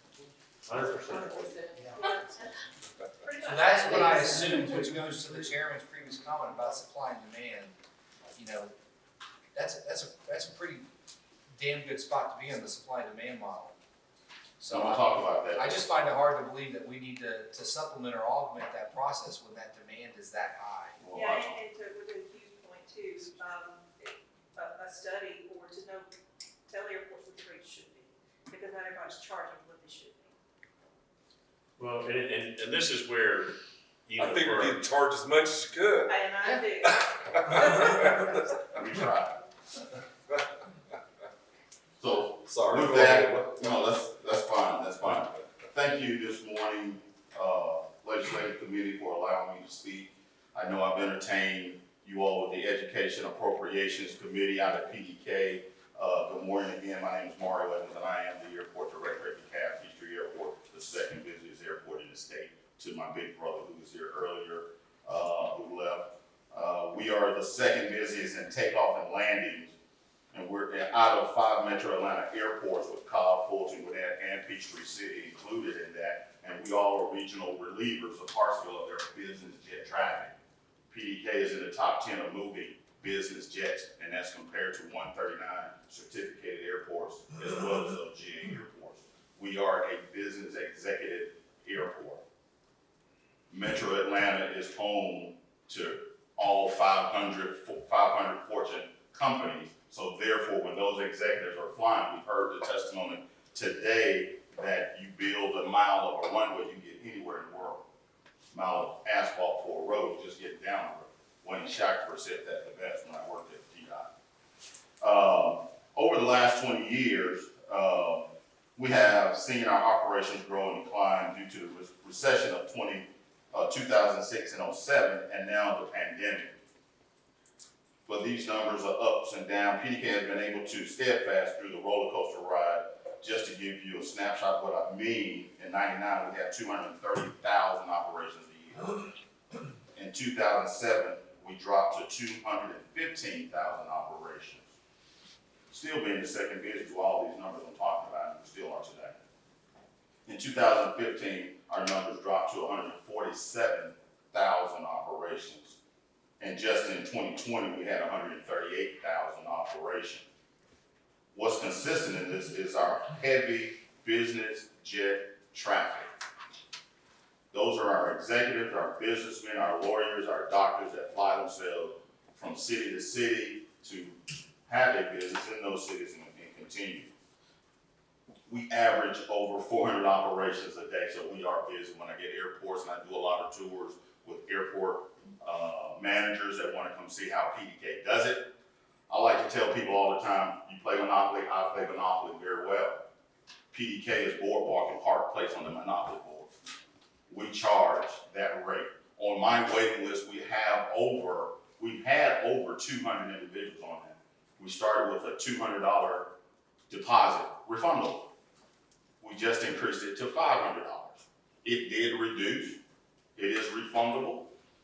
But the joke is, when you have your son or your daughter, you put her name or his name on that waiting list. By the time they solo, their name will be called. Again, you must have an aircraft to get in one of our hangars. It is basically supply and demand. We do a market rent analysis every 5 years on a corporate hangar. You say, how are those hangars developed? They're usually developed by that corporation that wants to put a flight department at PDK or at Peachtree City. That's usually how it's done. Right now, I'm working on a project of developing 19 acres for corporate campus because I have a list of Fortune 500 companies that want to come to PDK. They don't want their aircraft to sit outside. You talk about the ad valorem tax on that, DeKalb County charges that. I can tell you a $23 million Cessna citation. The personal property tax is what it's called, pays $398,000 a year. That's why we want those based aircraft. PDK, right now in our master plan process list, 355. I count 406 at PDK. There's a discrepancy because it's where you use or hangar that aircraft 51% of the time. So now tax commissioners have to go out and say, well, how, where, how often does he fly? Because they want him to be based at their airport. Other airports like Adelia have stated they only have 12, and he's doing a great job. That's what we want to see happen in the rural areas in the state of Georgia, is those airports having the infrastructure they need to do that. Even as busy as PDK is, we have infrastructure issues, problems. My 5-year CIP right now has about $60 million on it. Let me go back to that 19 acres we're trying to develop. We started planning this 5 years ago. The engineer's estimate was $5 million, and that's the airport funding. We're fortunate to have revenue to do that. We don't get any funds from the county. We're self-sufficient. We're one of the few airports in the state that is self-sufficient, and I think there's only a handful of those that are self-sufficient that can do that. But even with that, 5 years ago, that 19-acre development site was listed at $6 million. Today, we're trying to put that project on the street right now. It is $12 million. That's a lot of money. And I'm talking about only building, and this is putting the infrastructure, laying the ground pad ready so the development can come in and go straight up. That's $12 million out of an airport's budget. We can't sustain that. And that's just in one corner of the airport. If you look at my 20-year master plan right now today, we have a development that will develop. It's up to, I think it's $77 million more dollars outside of the $60 million I just told you about. So infrastructure is even there, even if you have the revenue that you're charging. We're always looking at increasing that cost, but you can only go so fast going up on that before they start screaming saying, hey, I can't go there. I gotta go somewhere else. PDK is lucky enough. Number one business principle is location, location, location. PDK is inside of 285, 5 minutes north of Buckhead, about 8 minutes from downtown. And when that executive comes to town, where does he want to go? 5-star hotel, white cloth restaurant. He's not going to mom and pop just in case he wants a greasy burger or a taco somewhere. He wants white cloth. He wants space to meet other businessmen to discuss if they do not have a place in Atlanta to do so. So infrastructure is very much needed in the state. I will go on to talk about the airport is if everyone didn't know, a part of the U.S. Department of Transportation, just like the highways and roads are. A lot of us travel those roads today, or some of you came by aircraft. We use these systems on a daily basis, and they need to be maintained. I will go back and talk about jet fuel tax. Back 15 years ago, the Georgia Airports Association started lobbying legislator for our very own tax that the state was taxing aviation fuel. At that time, that was about $35 million, and we were only receiving from the state $2 million to run that aviation program. That's not enough for 103, maybe 102 airports. That's not enough. During that same time, I led the legislative committee for the Georgia Airports Association. We did an analysis, and it was well over $600 million of projects that every airport in the state needed. And then we're fighting to get that $35 million, but they tell me that GDOT's equation is too hard to break out the aviation fuel tax, so it could go and be dedicated to the aviation program.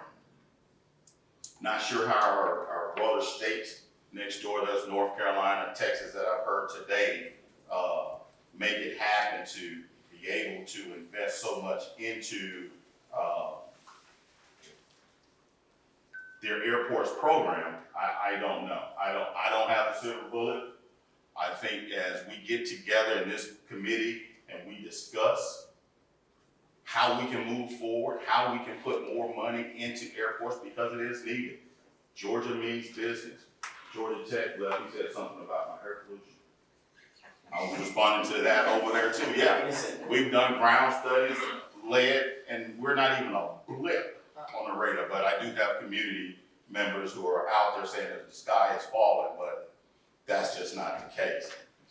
I'm not gonna keep us long again. We talked about the 90-10 split, where 90% comes from the Fed, 5% comes from the state, and then the other 5% comes from our local match. We talked about the 75-25. That's still a lot of money. We were just, my engineers over here, Joseph with Michael Baker, we were just looking at, my main runway is 6,001 feet. The keel section on it, keel, meaning the middle part of it, is in bad shape. Needs to be replaced. We've got some bad slabs out there that we need to replace. Engineers estimate is about $8 million just to do the keel, not even the whole runway, but just the middle section for the land. Where are we gonna get that? We put it on our CIP, we hope it gets up there, but those projects have to compete. So I have to compete to all my other brothers and sister airport managers out here for those fundings, and safety is gonna come first. We need help from the state to assist us. And this is coming from an airport who is successful, who has means, and that's why a lot of times when an airport can't make their match, that money goes back in the pot. Carol or Steve, Mario, we got some more money, and I've got the match, usually for a project. I've designed it, I've paid it up front to design a project, to put it on the shelf, to be ready for when that happens. We're just fortunate. You weren't bragging, it's just what it is. I'm not bragging, it's just what it is, it's supply and demand. But I'm here to assist you all in any ways to find more funding. I fight for the little guys, not for PDK. Mario, when we created the city of Brookhaven, did we include the city limits or does the airport inside the city limits of Brookhaven? Yes, sir. Well, and the airport sits actually inside of Chamblee, but we fly over Brookhaven. Okay, but does Chamblee have a property tax? Here's how the property tax works in DeKalb County. Out of those, let's say for instance, those $398,000 I told you about, 29% goes to the school board of DeKalb County, 16% goes to Chamblee. Just had a brain fart, I'm sorry. I forget where that last piece went to. It is split up in 3 ways: the school board, city of Chamblee, and DeKalb County.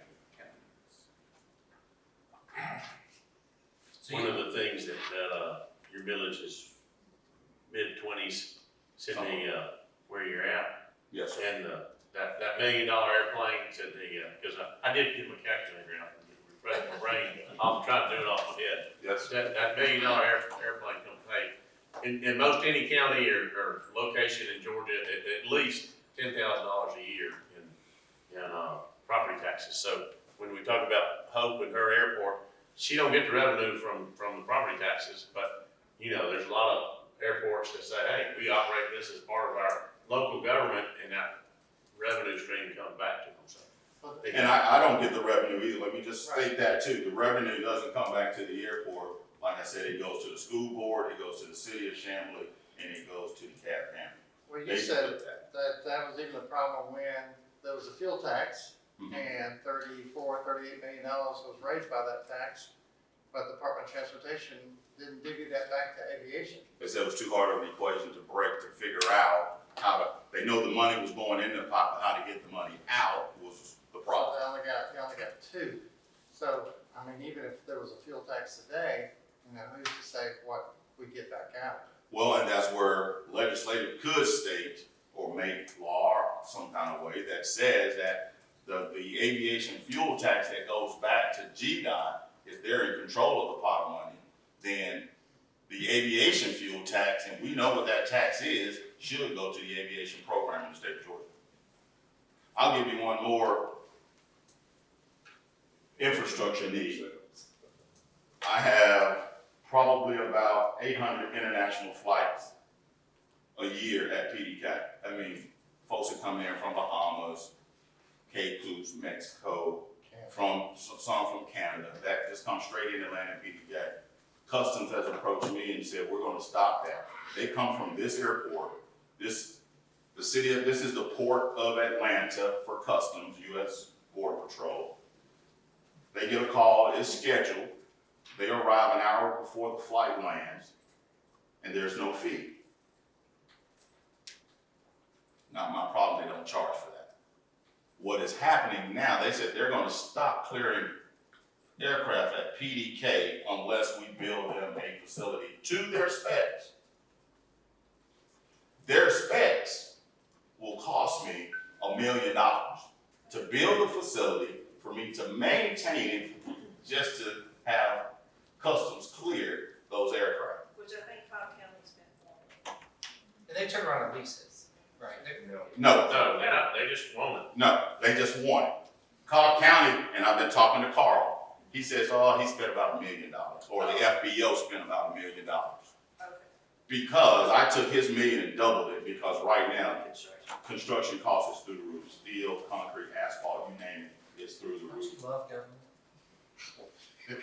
I was telling somebody earlier, I don't like politics, but I'm stuck right in the middle of it. Are you guys outside of the proposed Buckhead City? Yes. They don't want it with us. Mario, thank you Yes, for sir. your comments, and if there are no other questions, then we're gonna let it call it quits. Yes, sir. Pretty late in the day. I wanna thank everybody for being here. We will do at least one more meeting, so that probably we'll wrap it up. But one of the things that at our next meeting, we will be going up I-85, because we're all realize, okay, where's the economic development engine, what's going on? We'll be at the Jackson County facility. We may be, believe it or not, they have an ag center close to their airport, which has much better meeting room facilities. But then we'll take a tour of their airport, kind of what's going on, and take a look at some of that. So I'd encourage everybody to stay tuned and participate. You know, I want to comment on our great staff. You know, they setting everything up for us and keeping us pointed in the right direction. So, Alex, Ben, Emily said thank y'all for what you're doing. And we stand adjourned, Mr. Chairman. Don't leave out Abby. Oh, yeah, I'm sorry, Abby, oh my goodness. And Franklin and some of our other folks that are working and keeping our videos going, so. And Marcy says that she has included everybody for lunch today. Today, or committee members. All our committee members. Oh, darn, Marcy. Thank y'all much.